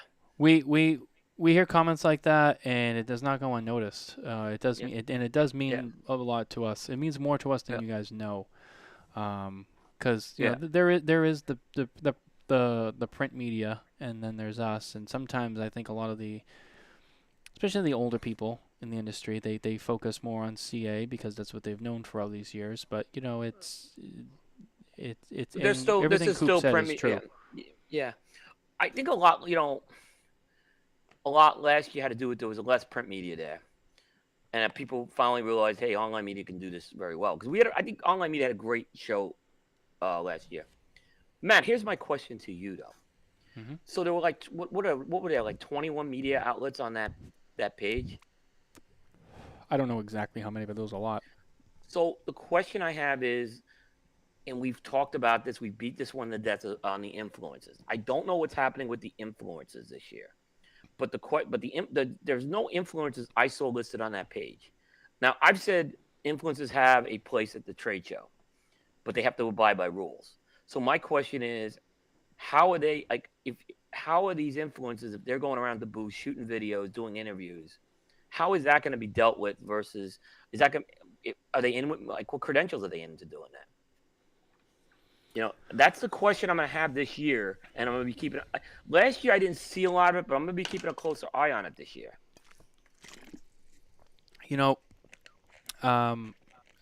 My talks with Aaron on the show, and sorry, I almost dropped my water there. My balance is off today.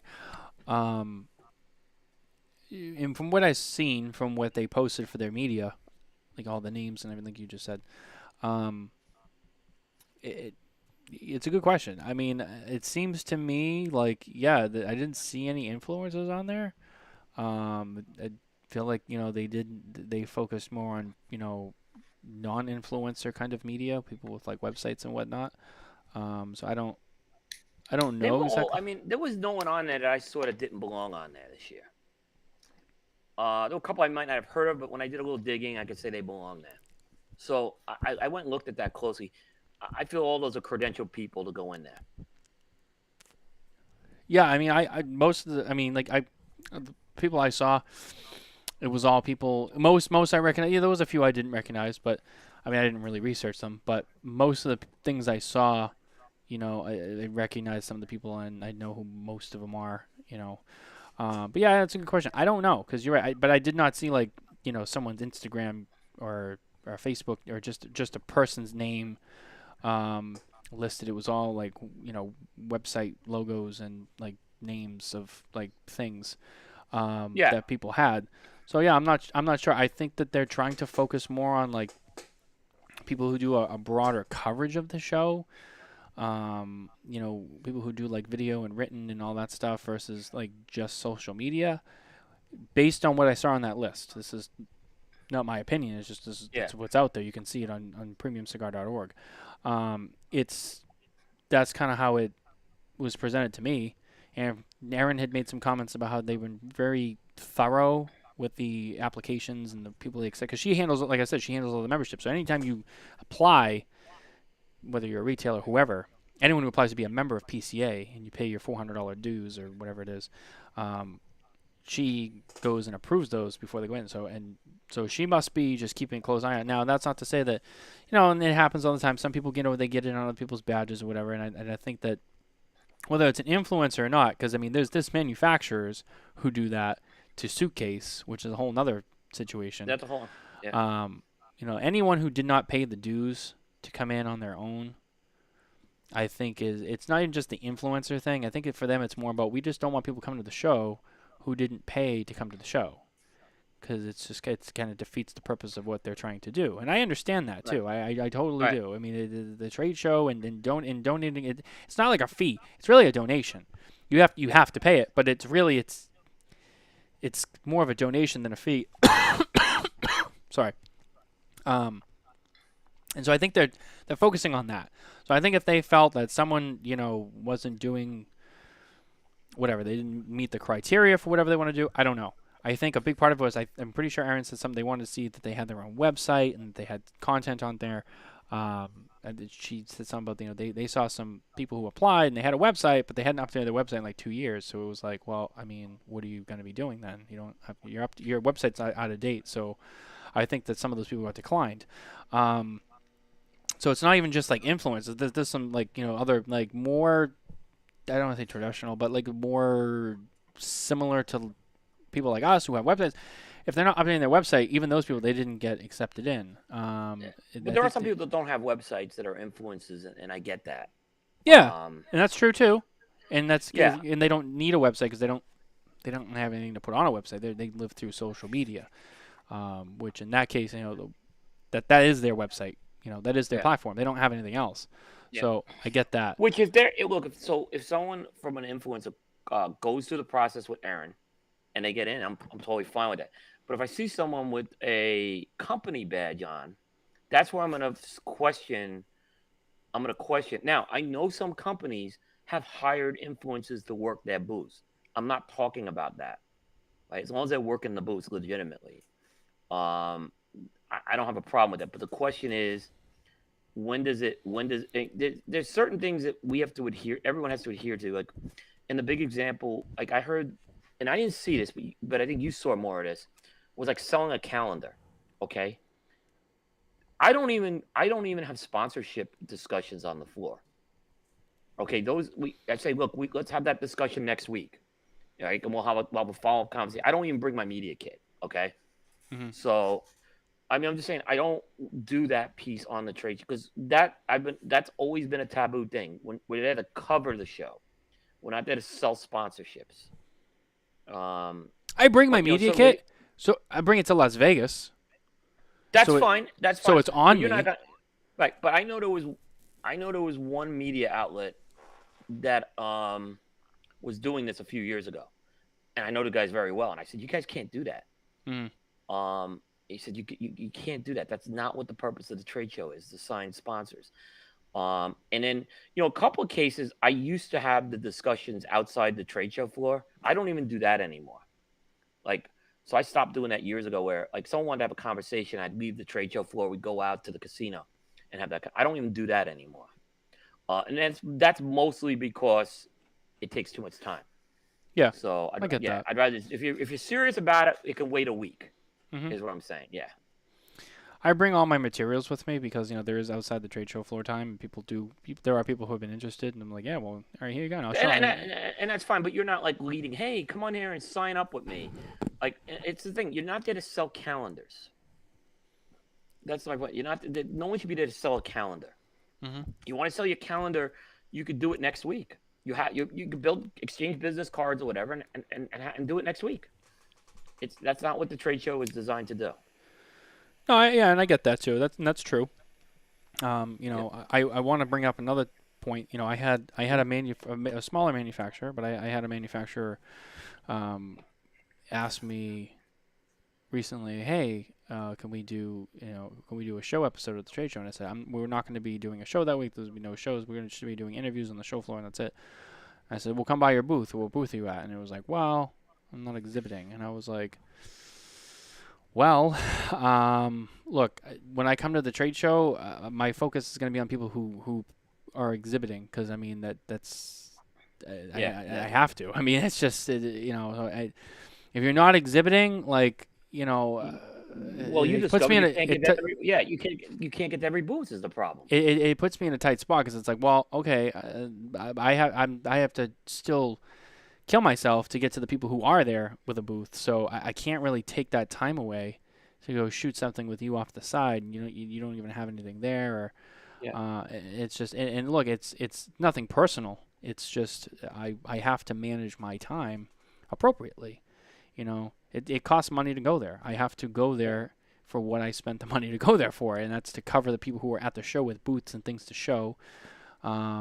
So, and I said, look, if there's time, maybe, but I mean, I probably won't, because and I had someone else, we're trying to put this thing together, and, I would love you guys to cover it. And I'm like, it's fine.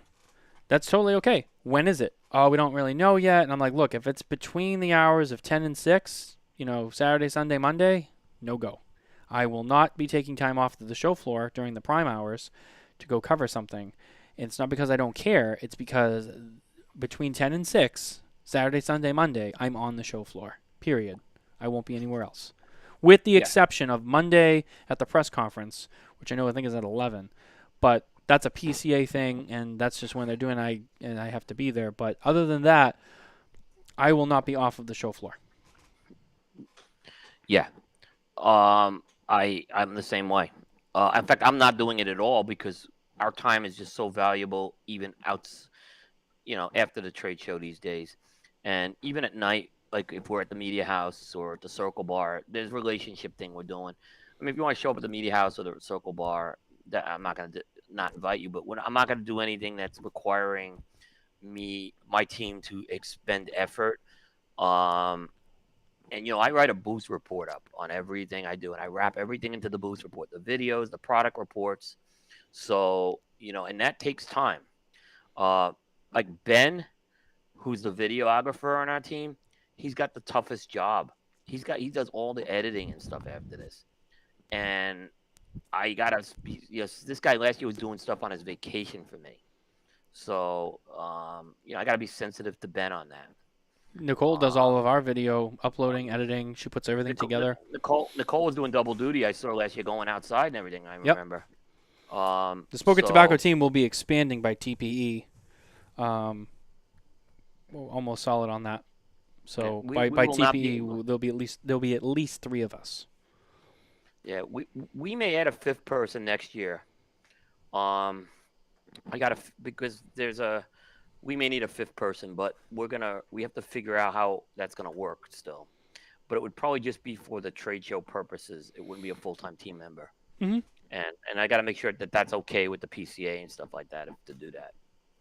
Oh I yeah, don't know how they absolutely. would feel about me bringing someone but I know Half Wheel's done it. Like they've brought in someone to like do their editing on the trade show floor because they have a little booth and they do that. So I'm assuming it's okay. I'll probably if I do that I'd bless it. Yeah, for me, the third person that we will be bringing in is going to be a full-time Smoke and Tobacco member. That person is also going to be starting reviews for us. They will be doing trade show coverage with us. They are going to be, and then they're going to grow into some other roles too. So, yeah, I mean, it's needed because especially especially the trade show. Just take the trade show alone. I mean, everything else is a lot of work, but the trade show alone is so much for two people. And there's me and Nicole. And then it's like, I could be out there shooting my interviews with the third person. Nicole could just be back at the laptop, just editing, uploading everything, because she tries to get everything right away, Yeah. fast. Yeah, you guys don't do live, right? Nope. You're not doing live. We re-record everything and we shoot everything in 4K, HD audio, the whole thing, and then Nicole takes it, she dumps it, edits it, gets it all prepared, whatever, and gets it online. Yeah, we had to improve our backup procedures. That was we had a hole with that last year. And that was a procedural thing, and we fixed that this year. So we had a lot of risk with the way we were doing backups last year. So that's been fixed with us too. But because like to generate the booze reports, they take some time. The ideal is I spread it over 30 days. We went a little longer last year because we were new, but yeah, the idea is I spread that over 30 days and try to be strategic how we put those out there. Yeah, I mean, and that's the other part of it too. It's the behind the scenes stuff that we do during the trade show that you guys don't see, and it's like, yeah, the race through the trade show floor to get all the interviews is like one critical part of it, and that's exhausting. But then it's once you get all of it, what do you do with it? That's 3 times as much work. So it's like even what you see on the show floor, there's so much that goes into it just for us to get that out there. Yeah. There will be some booths covered without video. We decided to, so they'll get some, but there's some that aren't gonna have video this year. So, but there'll be booths there.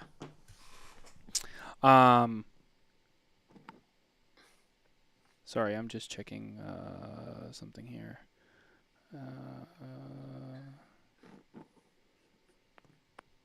There we go. Sorry. I have a notification thing on my phone with all these things, and it popped up, and I didn't want to lose it. So, yeah, I mean, it is a lot. It's a lot, and I know like people like you. A lot of stuff. The video I'll get up right away. The written stuff I probably won't do till later. But I know people like you, like you'll be at the media house and you'll be up all night writing all your stuff. Yeah, this year's gonna be a little different. I'm only doing the daily recap write-ups and very strategic product posts. Okay. That will be it. Just because otherwise I'll be dead. Yeah, I'll just be dead if I do that. Question is, does Bear lose his voice by the end of the trade show again? We have taken procedures on that this year. And Bear was told if he loses his voice, we will put someone else in there. We're not gonna get him sick either. But we have some throat drops and stuff for him, and we're gonna be prepared with all that this year. Like Honey. Prior to the Honey's good too. Honey's good. Lots Bear of tea. worked his ass. Yeah. Sorry. See, Bear is really good at. I prefer doing a broadcast like we're doing, either in a studio or on site, like in a sit down, a little longer format. But Bear's got a good gift for the roving reporter. He's really good at it, and he likes doing it, and it's a good core competency where we use his core competency that way. There's a couple where we've had, like, when we were at the soccer booths, we had the whole team in there for a little bit. Aaron Nielsen got in there as well as Ben. So we did a little bit of that as well from time to time.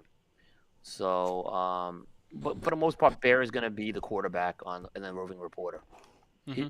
He's the best at doing that. I just don't like doing that at the trade show. And the other thing is, the problem is what I have, I'm kind of writing these boost reports up. So there's a lot of things I have to kind of get detail on that doesn't necessarily come out in an interview. And sometimes I'm talking to a rep or someone like that. Well, the personality is doing the interview with Ben and Bear. So, or Aaron's kind of getting a specific photo shot for me. Aaron, I need a photo shot of this. This certain angle, this band needs to be. So there's little things I need to do with that. That if I'm sitting there driving the interview, it's too difficult because that piece doesn't work. And we discovered that last year going with the 4-man team that very quickly that's how it had to be. So this year we feel much more organized this year because we've done this now once. Yeah. It's like anything you do. You do it once, you do it twice, you get it down, and then it just kind of goes from there. I know that I think Matt and Garrett, they were doing it live the last couple of trade shows, and I think they announced that they're also going to pre-record now this year. And it's hard. We knew about that going into it, and I said, I don't even want to do the live because I don't want to risk losing my feed, and I don't want it to be... So I'd rather just record. I'm not in that much of a hurry. Like, I'd rather just record it and deal with it later. And I know guys were doing it, and then that's fine. Everyone's got to do their own. I was like, I'd rather just record it. And then deal with it after. Plus, then I can add stuff in and whatever, and I have my title cards, and now I have a voiceover introduction that covers my sponsorship on the trade show coverage. We have the same thing. We're doing all that this year too. Yeah, so that also has to be edited in there as well. And we have 2 sponsors this year, so it's we have to kind of incorporate all that stuff in as well. So there's no doubt about that. But the thing is, also what I'm doing is eyes and ears when I write that daily recap at night, which is usually at 2 a.m. And I just give, hey, this is what I saw on the trade show floor this day, and I look and try to capture, hey, and a lot will be this year on the returning companies, and of course day 4 that was a whole relevant thing. That ended up being that was easy. The relevant photo made it easy to cover that.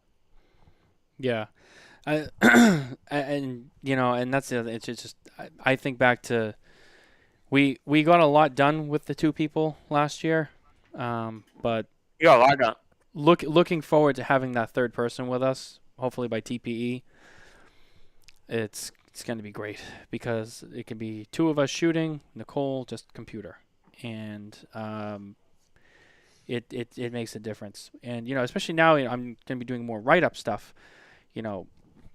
Maybe if I don't have her doing that, I can have her being like over here taking notes, whatever, while I'm shooting video, like you were saying you do with Bear. Yep.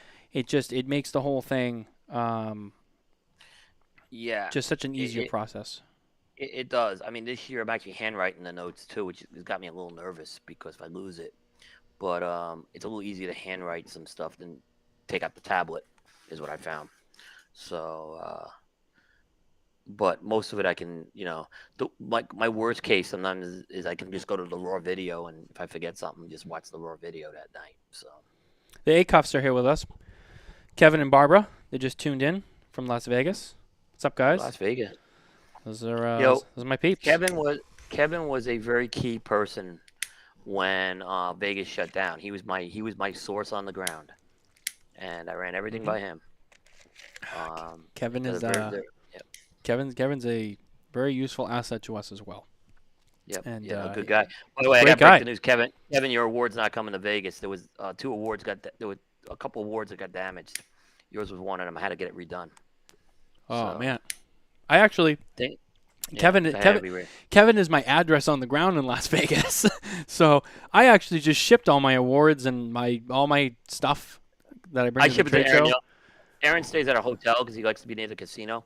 So Aaron Nielsen just gets my shipment. Yeah.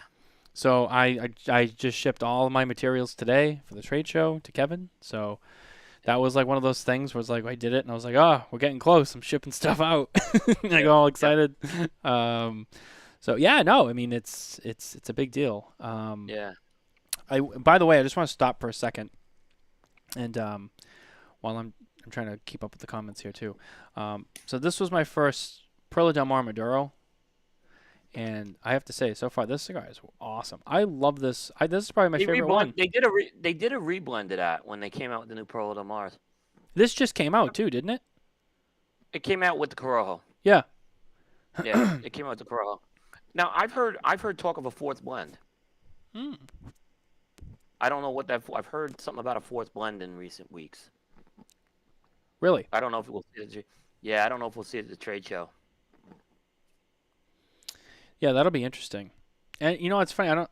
So we're gonna see Quest Array 95 at the trade show, right? Well, that's a See, this is I don't know, because isn't Quest Array 95 a exclusive to the factory? Oh, you know what? Yeah, you're right. I'm sorry. I think it So is. unless they're gonna go national with it, I don't see why they would bring it to the trade show. We're gonna see Angel Cuesta, which we broke the story on last year. That's right. Yeah. So Angel Cuesta is gonna be the second blend to come out of El Rojo.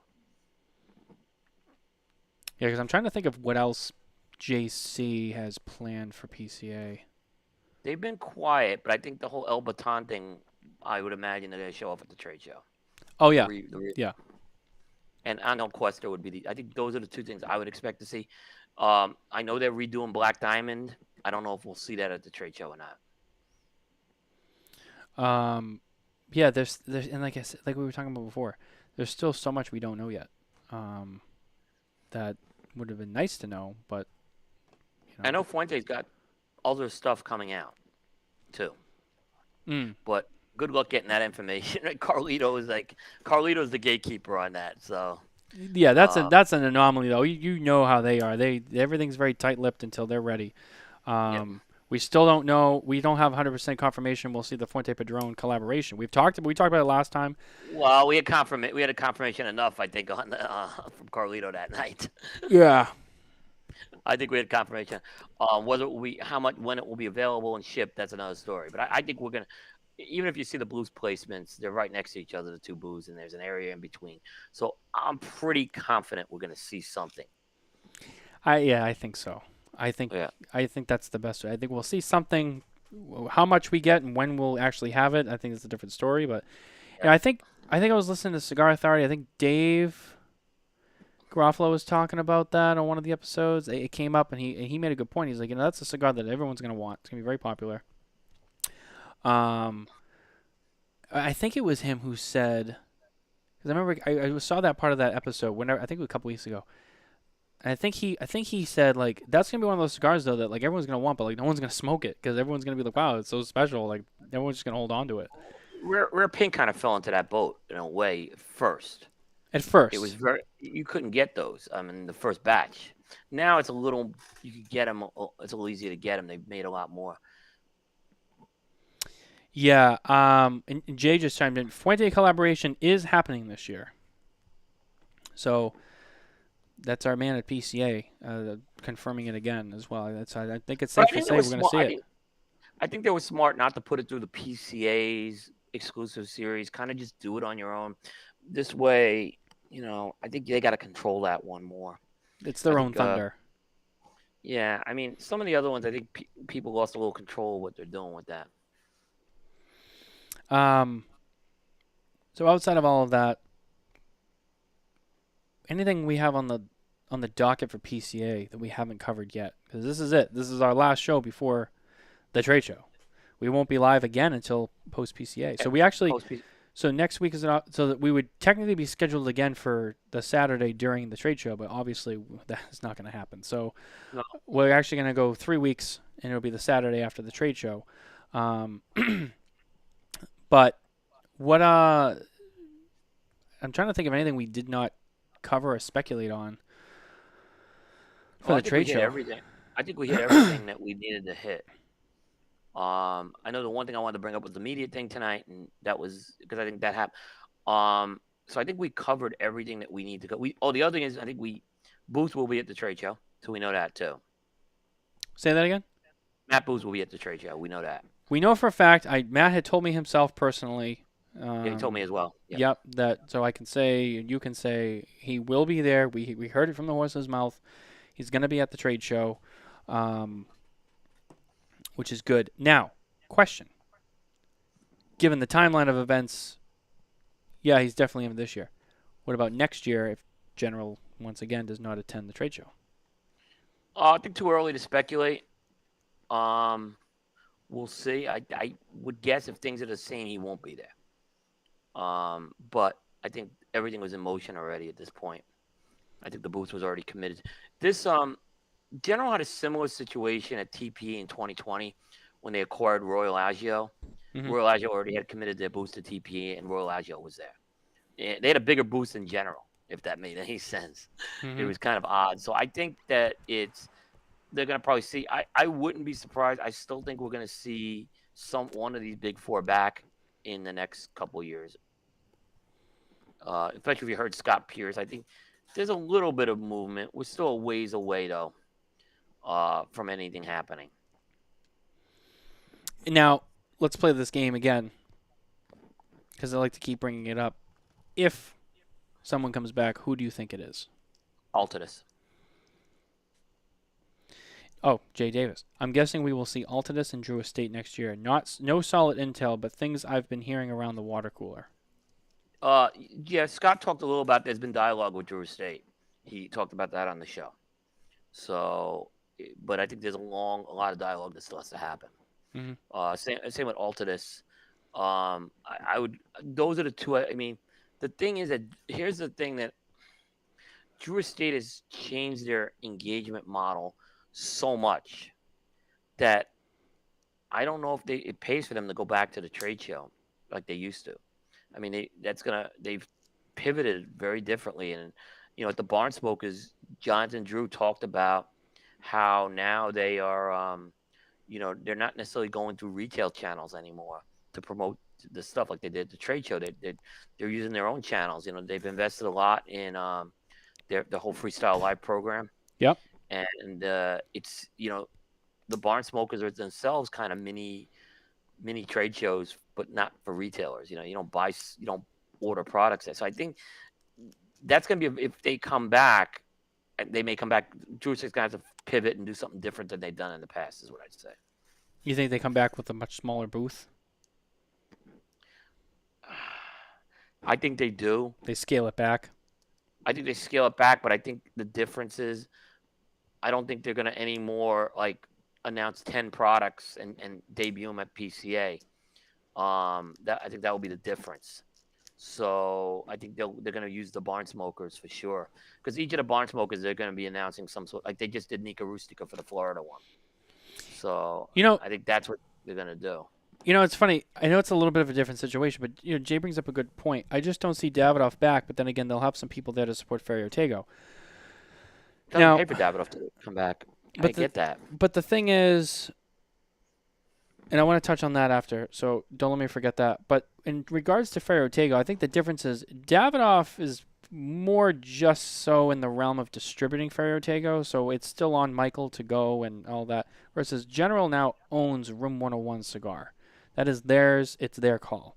Matt is creative director, but if as a company we're not going, we're not spending the money to have that brand go, you're not going to go. Ferio Tego is, I'm going because you can't. I own the company, but okay, well, that's true. And maybe they'll send a couple people from Davidoff just in support of them, but it's still Michael's call.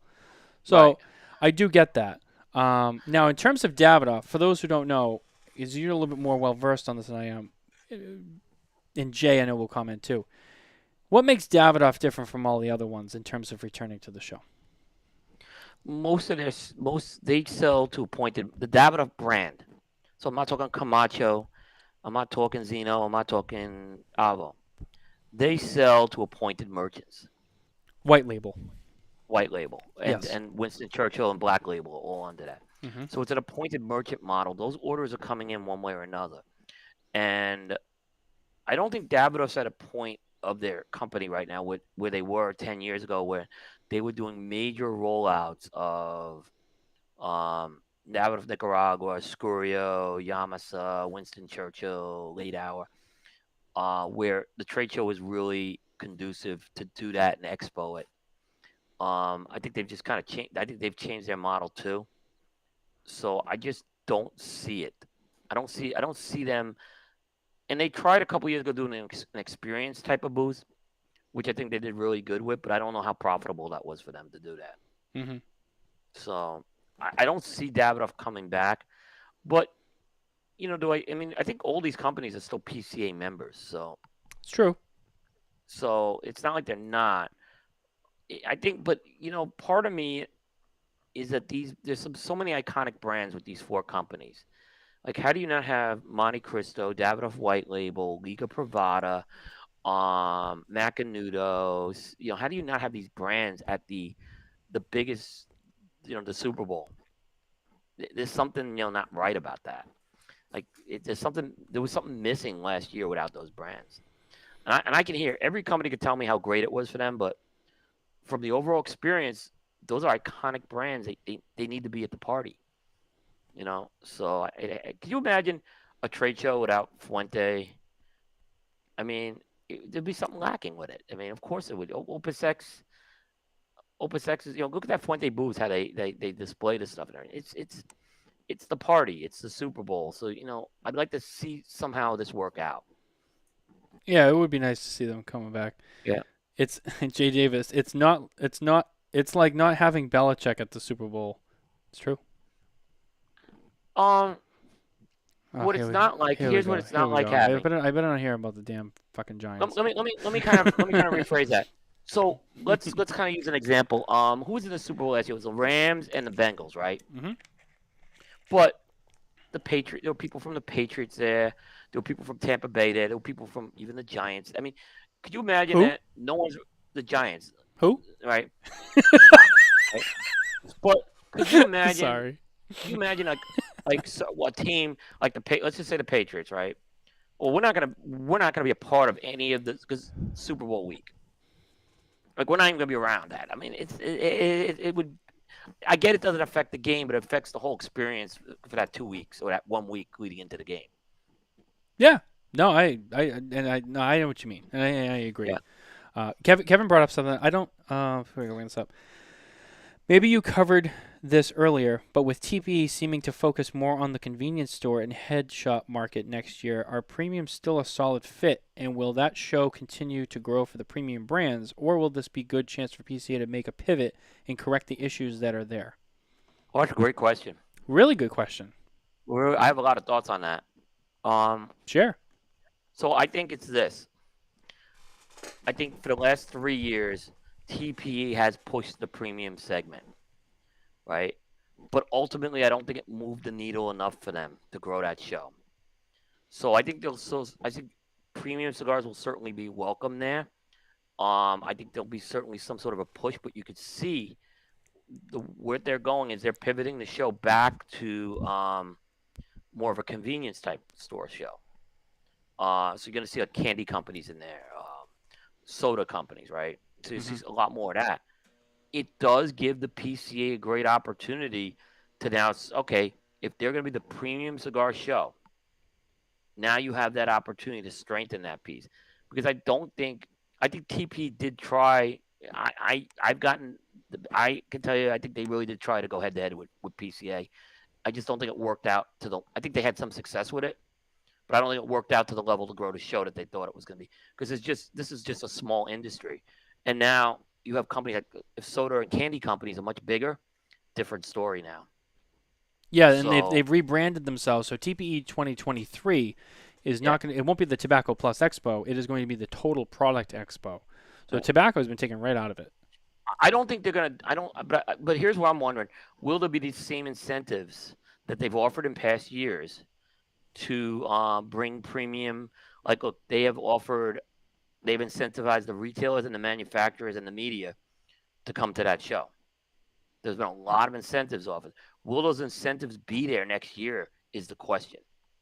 And I don't know that answer yet. So we'll know that in time. And if they're still there, then obviously it's still a big push. But I can also see them not.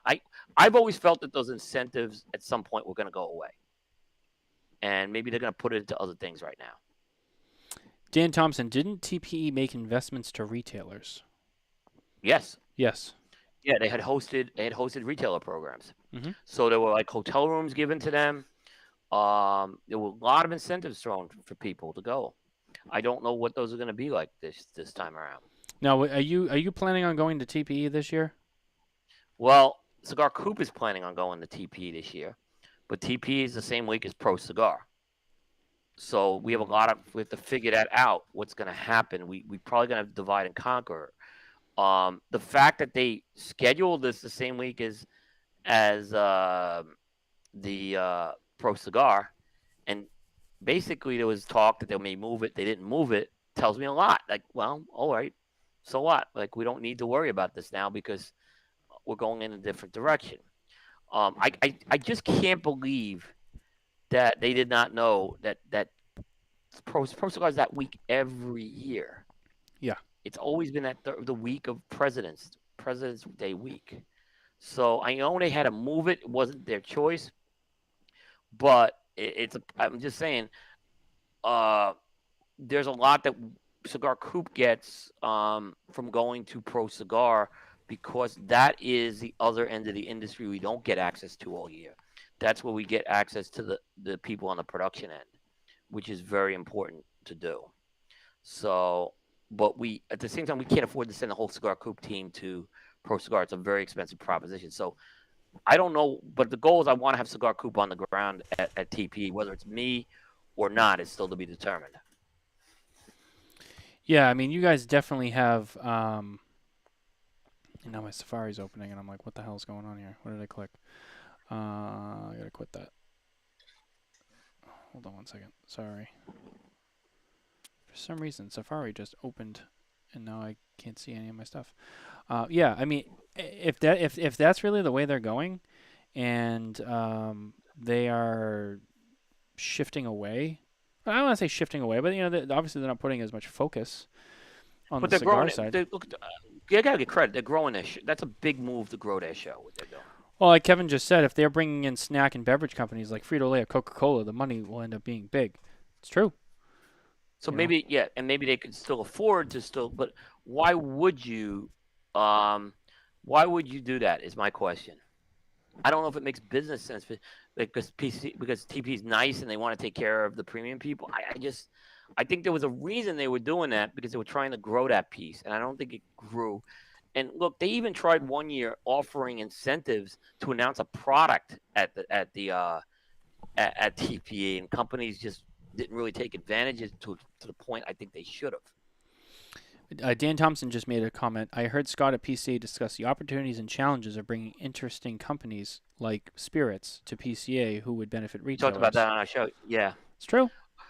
But I think Scott, bringing the spirits companies is more about what PCA needs to go a little different. They need to build the experience piece up of the show, and that's I think an important part of bringing some of these companies in to try to do that. Like they need, Matt. Let me ask you a question here, okay? Mm-hmm. So Fuente's doing Fuente Friday on Friday, right? They're doing this thing with Carlito and The Jose, blending right? seminar. Right. Yeah. Could you picture now if they just take those Friday seminars and every year they invite in a key person to do a seminar, a Steve Saka, a Michael Herklotz,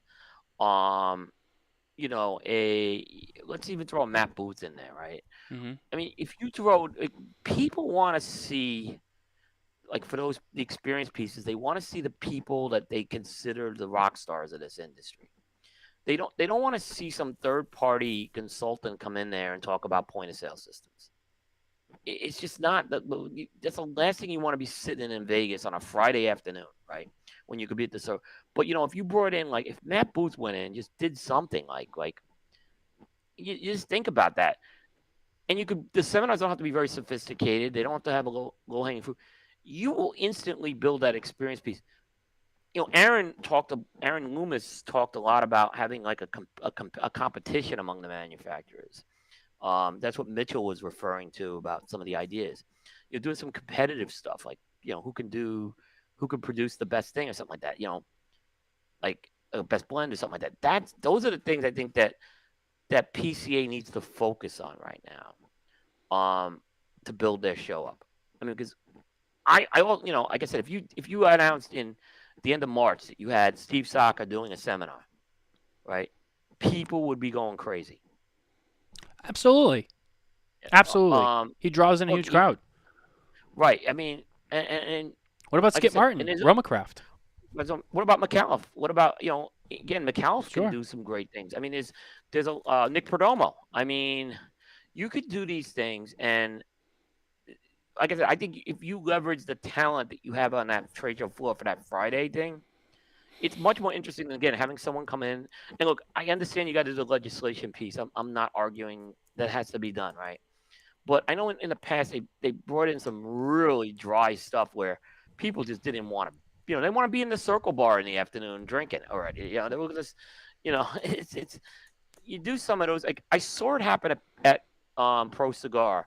They had Jose Blanco and a guy by the name of Travis Papelheim from Altadis, and they did a pairing seminar, right? And honestly, I can tell you, Jose basically went into that cold. Okay, there wasn't a lot of prep work he had to do with that.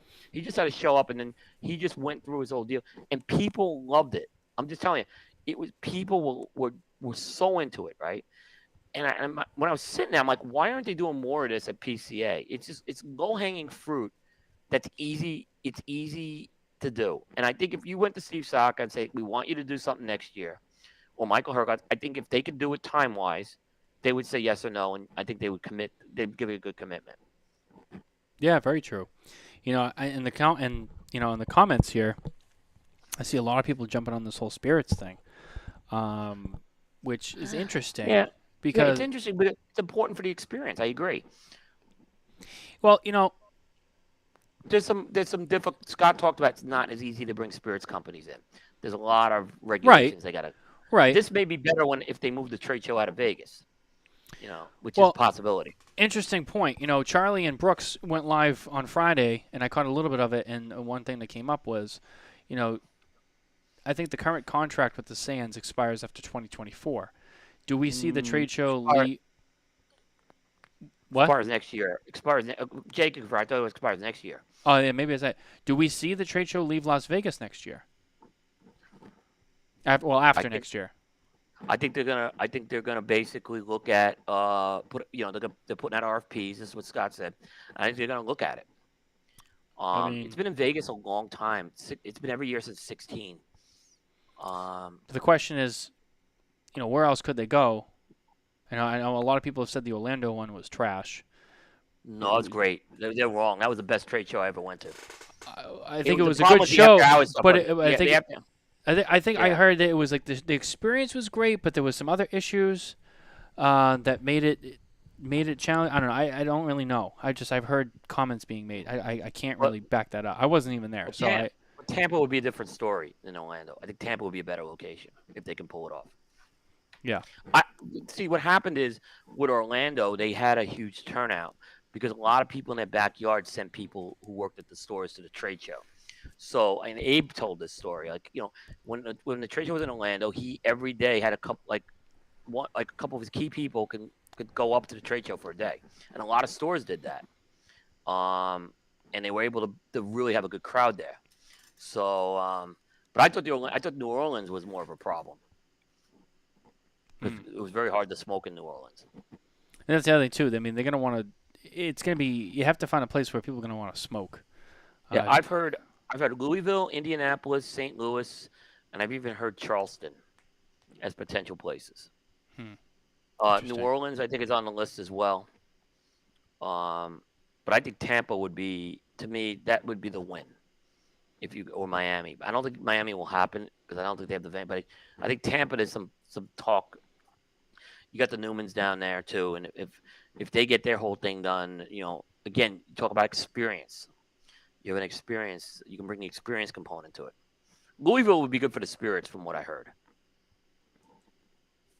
Kentucky, yeah, it's an interesting spot. But let me tell you, if you move the show from Vegas to Kentucky, you are going to really have to sell people that this is going to be something off the charts. Because if you just announce it with business as usual, you're going to get I don't want to go to Louisville in July, right? Well, the other thing Scott also talked about, he wants to move the trade show up he said if they're going to move the dates, it's going to be earlier in the year, not later in the year. Mm-hmm. So I think the dates they have are fine.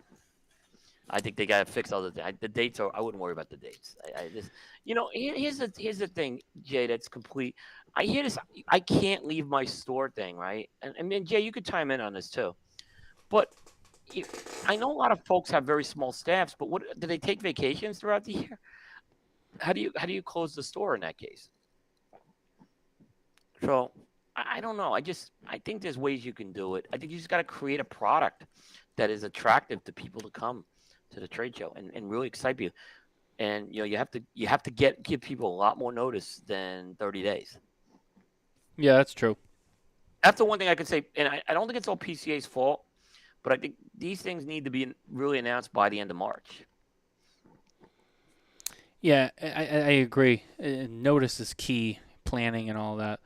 Well, the comments are just going wild here. Jay Davis had said Tampa's convention center is very small, maybe hard to pull off. Kevin said cigar convention near the Bourbon Trail would be interesting, and it would be. It would be interesting. It also would be a good excuse to go and hang out at all the distilleries before the show starts. So I wouldn't hate the idea. If you can't smoke though at these places, it's gonna be a problem. Even if you can't smoke, it's people, that's going to be a huge turnoff. So if you're going to move it somewhere you can't smoke, it's going to be a turnoff. You gotta be able to smoke. That's the key thing with this. On the show and off the show, you just can't have a. Let's say, let me give you an example. Let's say the New York Jacob Javits Center, one of the great convention centers in the world, suddenly said, "Hey, we want the cigar show there, right? It ain't gonna happen, right? Come on out. You could smoke on the trade show floor. What do you do after that when you can't smoke anywhere else in New York City? Is going to be the problem. That's going to be the problem. So they have to look at, and that was what New Orleans was such a thing, like in 2015. That was a problem in general they had with that. They got an exemption for the trade show floor, but you couldn't go smoke in most places, and it was 100% humidity a lot of times in a lot of these other places at night, outside. Yeah, no, that's true. That's very true. Again, at least you could smoke in the casinos right now in Vegas. It's true. That's a huge part of it. The other thing I'll say, Matt, I'm kind of divergent. Wouldn't it be cool if they went to the casino and said, "Hey, we want to rent out Bar Luca, which is the old Circle Bar, for 3 nights, like exclusively for our members," right? People would love it. I don't know if the casino would do it, right? But people would love it. Everything has a price. Like, wow, we have something, and Toscano sponsors it or something like that. I know they're trying to do some of this with the happy hour, but I'm just saying, people love that Bar Luca. It used to be the Circle Bar, and that was it's the hub. That's the hub of the show when the trade show floor closes, and people feel like them.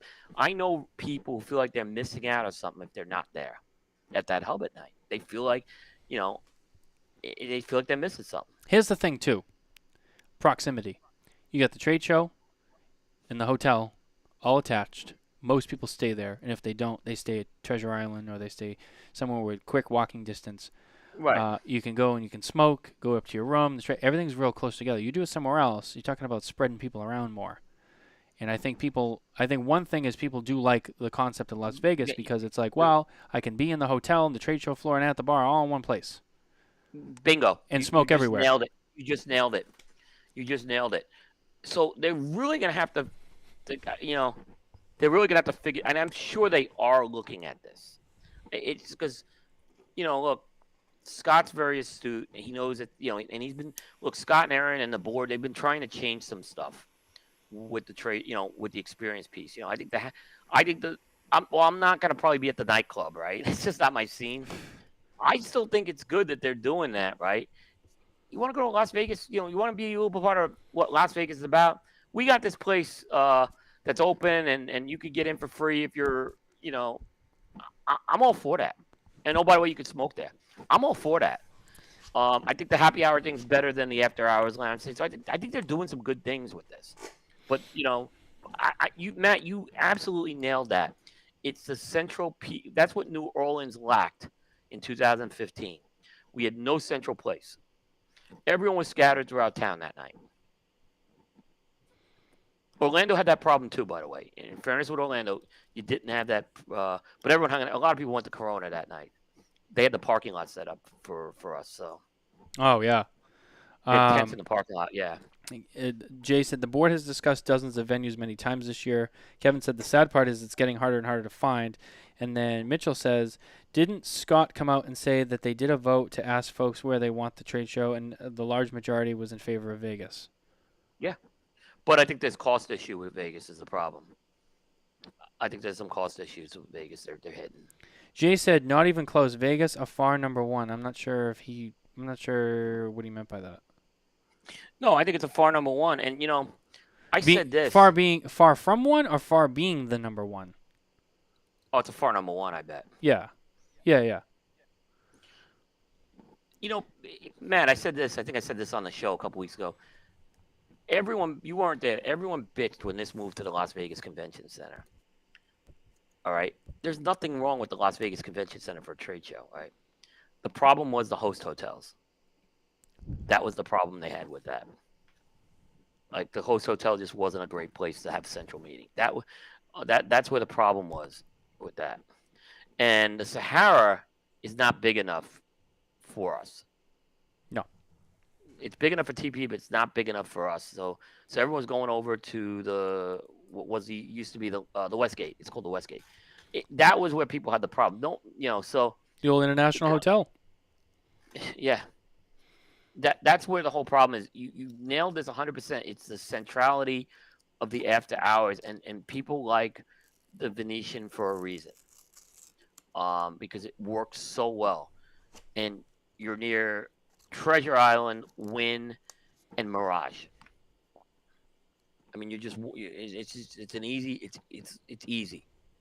So, yeah, Jay said it's way ahead of number two. Okay, yeah. Kevin said it too. The centrality of events is why Vegas is so popular in the convention industry, period.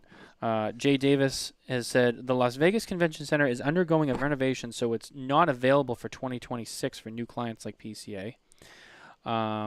Kevin said Vegas is getting ridiculous on pricing. The new Las Vegas Convention Center expansion is huge, and there are several other hotel properties that could host if Sands doesn't pan out. There you go. YTP is doing what they're doing. Nicole and I actually didn't even stay at Sahara for TP. We stayed at Resorts World, where the Stardust used to be, the new Resorts World. Yep. We stayed there, and we actually liked it better. We were going to stay at the Sahara, and I said, you know what, I don't want to stay there. And Sahara had the Cos Bar, which was the equivalent of Bar Luca / Circle Bar. Yep. It's just small. It's just smaller is the problem. Smaller. Yep. It's smaller, but that's what I know people who they literally but Sahara, you had to still it was still a long walk or a monorail ride or a cab ride. Plus, for those who don't know much about Las Vegas, and Kevin, who lives in Las Vegas, could chime in. The northern part of the Strip is the lesser desirable part of the Las Vegas Strip too. It is. It's getting better, but yeah, it is. He's right. The southern part's actually the nicest part. Southern in the middle. In the middle. Yeah, I mean, I really like. I like the MGM a lot. I like Mandalay Bay a lot. I don't like the Cosmopolitan or the area because the parking's a pain in the ass there. Oh, that's why you don't like it? I thought maybe the theme and the lifestyle of those resorts maybe didn't suit you. MGM's fine. I'm not one about. I mean, I'm I was joking. I don't. Yeah. It's Cosmo's a very hip hotel. But I'm not hip. So, we're happy being at the media compound, just chilling at night. But there's people who want the Las Vegas experience. I get that. So I'm an anomaly, is what I like to say. Kevin, correct. Anything past Resorts World is sketchy. Yeah. Once you go past Resorts World. I remember one year the Cigar Federation guys were staying at the Stratosphere. And I know those guys really well. Like John McTavish used to be part of that team, and he just would tell me horror stories about the Stratosphere. But they got it cheap. Yeah. Nicole's very first trip to Las Vegas years ago, before we knew each other, she stayed at the Stratosphere. I mean, and when I brought her for the first time, with me, I was like, yeah, no, you're going to have a real Vegas experience now. Yeah, it's not the best resort. No. And it's so far away. That's the other thing, too. Regardless of everything else, the Stratosphere is so far away because it's all the way at the end.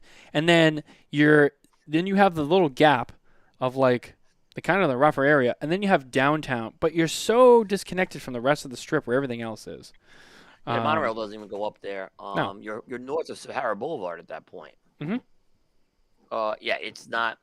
I mean, then you have, of course, then you have Circus. I don't know how Circus is still around. It's still around. It's still around. It's a relic. It's one of the originals. It's still there. I don't know how much longer. Well, I think it. I don't know. It sounds like they put some money into it. Kevin can chime in. He's boots on the ground in Las Vegas, so if he knows something, then but I ain't going to. Where the place that the cigar bar, they built the cigar bar at Resorts, right? yeah, 8 Lounge. Yeah, but I heard it's not a real conducive place for us, from what I heard. Like, because again, people are just looking. They're not looking for. It's higher end, is what I'm saying. I don't think people are looking for the higher end lounge to go to. I think you can still go there on your own, but I think people want Bar Luca. It's what they want. Even at TPE, there was a small percentage of people who were going all the way down to the Venetian to go to Bar Luca at night, and I'm like, why are you down there? But they like it. Even when this was at the Las Vegas Convention Center, people were going to the Circle Bar. Mm-hmm. I still remember when I reported. No one knew that they had gotten rid of the Circle Bar, and I was in Vegas in March, and I did this story of it's gone. Like they're replacing it. It was one of the most read stories in the history of Cigar Coop. I was getting calls from manufacturers. Like, I put the story out at night. My phone starts ringing at 5 a.m. in Vegas because it's 8 on the East Coast. Eric Espinoza calls me. Bro, are they really taking away the Circle Bar? I'm like, it's gone, Eric. You can find. People were all like, you want to talk about, like, you could take anything, taking that thing away. And I don't know if you remember the old Circle Bar was nicer than Bar Luca. Much nicer because it had these plush couches. I remember. It was. I remember. It was.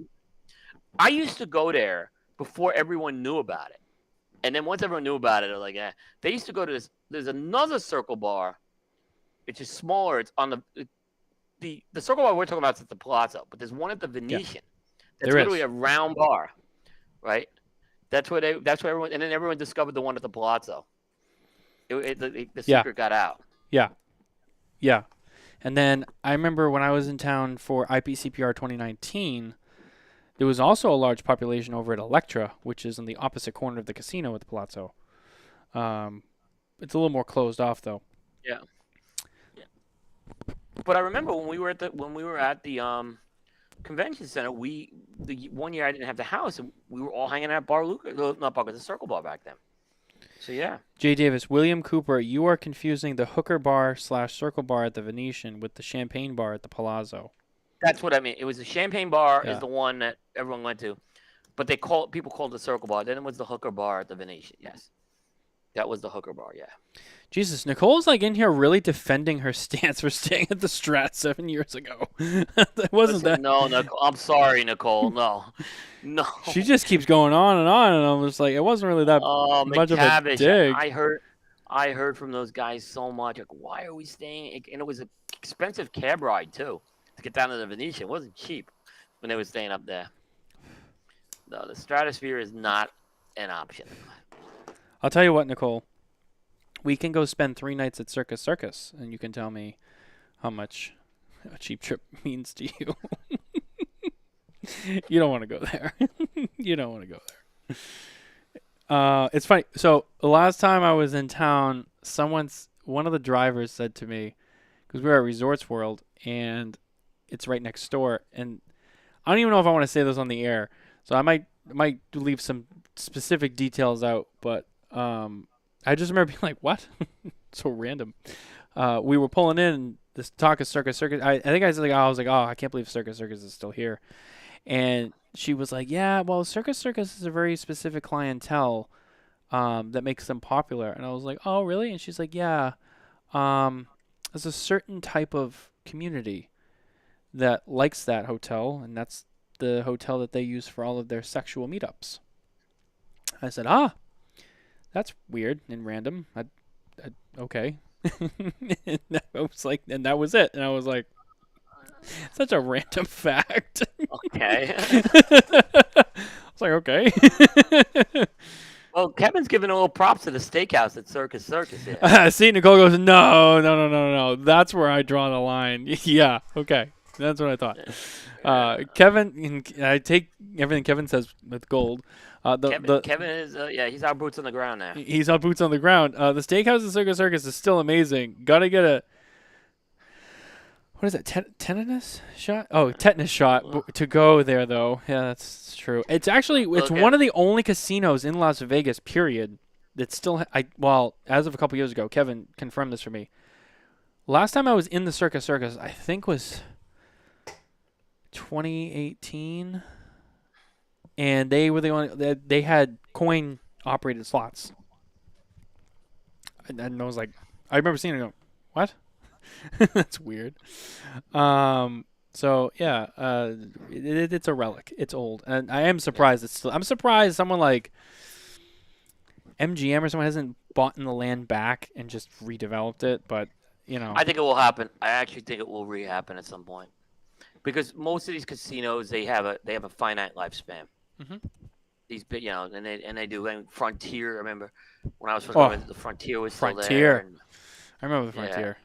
Yeah, Riviera. Yeah. Yeah. So I mean, they all have a finite. The other thing that was interesting is Palms. Palms was another interesting place. Like Alec Bradley tends to stay at the Palms because they have a relationship with the Maloofs. But and they did a couple things there. And the problem is the Palms is way out of the way. If you're on the Strip, it's west of the Strip. Yeah. You can't walk it. I mean, it's very out of the way. It's more out of the way than like going from Sahara or Resorts World to the Las Vegas Convention Center. It's very out of the way. Yeah, it very much is. I don't know. Rio, I think, is closing, if I haven't heard. Kevin, maybe I'll confirm that. Travis Pappenheim, I'm glad to hear you enjoyed the pairing that Blanco and I did at the Pro Cigar this last year. It was my first time working with Blanco, and he is a true professional in the industry. Yeah. Travis and Jose did I'm telling you, it was one of the best things I ever attended. And it was great. It was great. Travis is really like, I gotta get you on a show, by the way, so you'll be hearing from me. Mitchell, Hard Rock bought the Mirage. The Mirage is going to be transformed into the new Hard Rock. They're going to build a guitar-shaped hotel where the volcano is. The original Hard Rock was sold to Virgin and has now been converted to Version. And Jay, the Palms is open, but it's now under new ownership. It's Indian Gaming, I think it's now. So the Maloofs don't have it anymore? No, they sold it. Wow, we had a great Alec Bradley media party there one year. I've stayed at the Palms before. It's not bad. It's a fun place. I've stayed there too. It's just out of the way. I didn't stay there during a trade show, but yeah. I was at another convention, but I stayed there. Yeah. It's not bad. Yeah. Kevin, So for those who don't know, Kevin works for Yesco, which is perhaps the biggest sign company in Las Vegas. For those who don't know, one of the most famous signs, the Welcome To sign, is a Yesco sign. So. That's one of the glorious things that Kevin does. The party was epic in Phil Maloof's suite. Oh. That was unbelievable, that party. We had Lars Teetons there that year. I mean, we were just, it was great. It was unbelievable, that suite. Well, Palms is a very party hotel, for those who don't know. It's great. It's a great hotel, yeah. They used to have the Playboy suite. And they had the rooftop pool, the rooftop club. We had a Drew Estate party one year at the MGM on the roof, which was really cool. MGM Grand? Yep. Really? 2000. Yep. We were there. We had that there one year. Really good place to go. But I think it's gotten tough. I don't think they allow smoking there anymore. Probably not. On the roof, yeah. As far as I know, right now in Las Vegas, the only casino that does not allow smoking in the casino is Park MGM, the old Monte Carlo. Yeah. So getting back to the original conversation, yeah, I mean, Las Vegas, the close proximity of everything, the available smoking space, that's what really makes it desirable. So it will be interesting to see how they look down the road. Now maybe they can get a couple more. Oh, Cosmo's no smoking too, Kevin? I didn't know that. If they can extend with the Sands for a couple more years until the other convention center is done, and maybe they can try there. Jay was mentioning, I think he said Paris was an option, possibly. I think he said, someone mentioned the Mandalay Bay. which I think Good. was a little small. They have a big, but their convention center can handle us. We used to have our IBM one at Mandalay Bay. Oh yeah, It can handle it. Mandalay is a good size. Yeah, they got rid of my favorite restaurant though, closed at Mandalay Bay in Vegas. So it was Red Square. Is that the is it Robert Moon? What was that restaurant? Keith Moon? No, not Keith Moon. That's the drummer from The Who. Something Moon. It was a chef. The last name was Moon. He had a restaurant there. I went there a few years ago. That's where they had the Kevin will know what I'm talking about. There was a restaurant at Mandalay Bay a couple years ago. It's gone now. And it was a celebrity chef kind of thing. His guy's last name was Moon, and that's where they had the ice cream challenge. So they'll bring you out a thing with like 16 single scoops of ice cream, and you have to guess all of the flavors, but they're not like conventional flavors. Like some of them are just weird. Like there's sriracha ice cream. You have to like figure it out, and if you guess all of them, like it was free or something like that. I'm trying to remember. That was an interesting place, but I think it was predominantly seafood. But the ice cream thing was like their big thing. But yeah, I mean, there's a lot of options, and it will be interesting to see where it goes. In the future, and I'm sure we'll I'm gonna give PCA vote of confidence here. They're gonna figure this out. They are. Oh yeah, I have a lot of confidence. Maybe 10 years ago I wouldn't have had the same confidence, but I have a lot of confidence this year. I think they're more in touch, I think, with their membership than they've been in a long time. So. Yeah, I agree, and I'm sure we'll get some more information when we actually get there. Mitchell, I'm heading to the Golden Steer when I'm in Vegas. I don't think I've been to that one. Oh, we've been there. Yeah, we went there. It's really good. Did you go with Carney? No, I went with Skip Martin. Oh, okay. Yeah. Interesting. Yeah. Actually, he's not coming to the trade show this year, right? Undetermined. It's undetermined if Roma Craft's coming, and then he told me. So it's not a hard no right now. It's not a hard no, Okay. But he said if Roma Craft's coming, he's not sure he will be there. Interesting. But he did ask me about the media compound, so I said, of course. He's Skip pulled the famous all-nighter at the media compound one year. Really? Oh, I mean, we woke up 7 a.m. He was still out there with a couple of guys, like McTavish and stuff. Yeah. And then went to the trade show, or was this after the trade show was over? And then went to the trade show. Kevin, that was it. Rick Moonan's Seafood. Yeah, that was it. I knew it was something. Yeah, that was it. Oh, Jay Davis. Roma is coming and has a booth, but they can't sell because they didn't get their OTP. So they can meet with customers, though. Interesting. Yeah. Nicole said we need a media party at the compound. Well, we have that. Yeah, we'll have that every night. Yeah. But we can't. We have to. The problem is in the media compound, we can't have it huge because again, someone tried to actually rent it from us one night. We just can't do it because there are strict rules about parties. So we deliberately keep it small for a reason because it's very exclusive. Well, it's not that, but if we get dinged, right? It's an Airbnb. If we get dinged for getting out of control, we get kicked out of it, and second we get blacklisted in Vegas.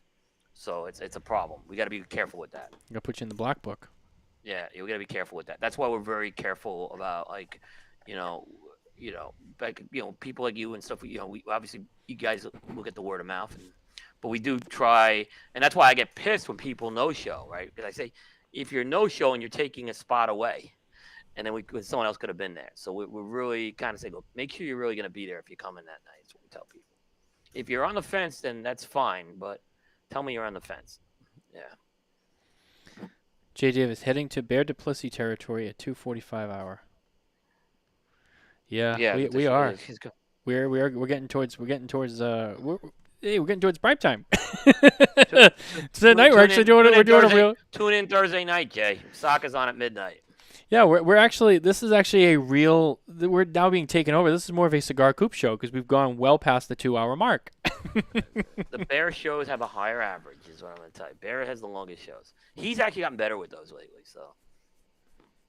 Yeah, Now the show's over at 1:30 Eastern time, and it's like early. Yeah, El Oso does. They go late too. Yeah. He starts later than me, though, too. But yeah, he starts at 10 o'clock Eastern, so. 10:30. 10:30. Yep. Isn't this the last show before PCA? So it's got to be a long one. It does. There's a lot of topics. Yeah. This was PCA. For people say they don't care. Everyone cares about the PCA, They do. and they love the drama associated with it. Fucking Jay. There was only one thing that took the Cigar Coop website down, and it was CigarCon. Kevin, we can have a media party at the Acuff household. Plenty of cigars and booze to go around. That is an option. There's an option. Yeah, yep. Let's see. Yeah, absolutely. Jay, just keep your mouth shut, will you? So look, we are getting towards the 3-hour mark. I think we've covered everything and then some. So we are going to start wrapping this up. It's been a wild ride. This has been technically a 2-parter episode. So in altogether, it's almost a 5-hour show in two parts.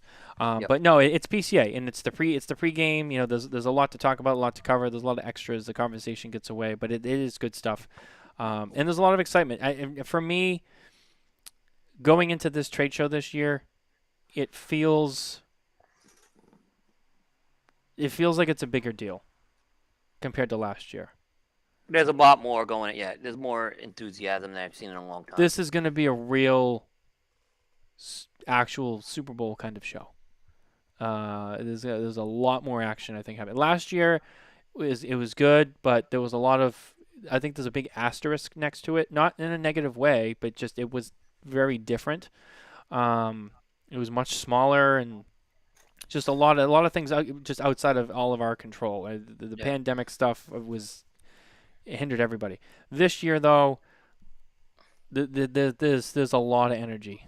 This is a big deal this year, so there should be a big build up to it. Rightfully so. So I think it is. It's justified. Couple of more PCA. Jay Davis. PCA will have more retailers than it has had in the last 6 to 7 years. I have high hopes this year. This is going to be a big show. Yeah, it is. I mean, curious to see day 3 and 4. We'll see how that goes. Yeah. Is day 4 still a half day? Yes. Yeah. Same hours too. Same hours. Okay. Yeah, that'll be interesting to see. So yeah, it is a lot. It's a big deal. This is our last hurrah before the show.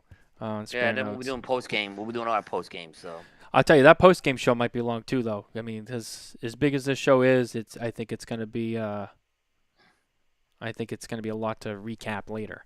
So agree. And I'm definitely going to make sure I get Nicole on that show. I really hope I can get her squared away for that one. Because it would be nice to have her on. Day 3, people will leave to buy burritos. Ooh. Shots fired. Yep. Shots fired. Kevin, the ones that took the time to go last year really benefited. This year should be epic. I think so. That's a fair statement. But Coop, before we wrap up, anything else you want to say? Anything we want to cover? Whatever you want to add to the show before we wrap it up? No, I think we got everything. I think we're good. Okay. Wow.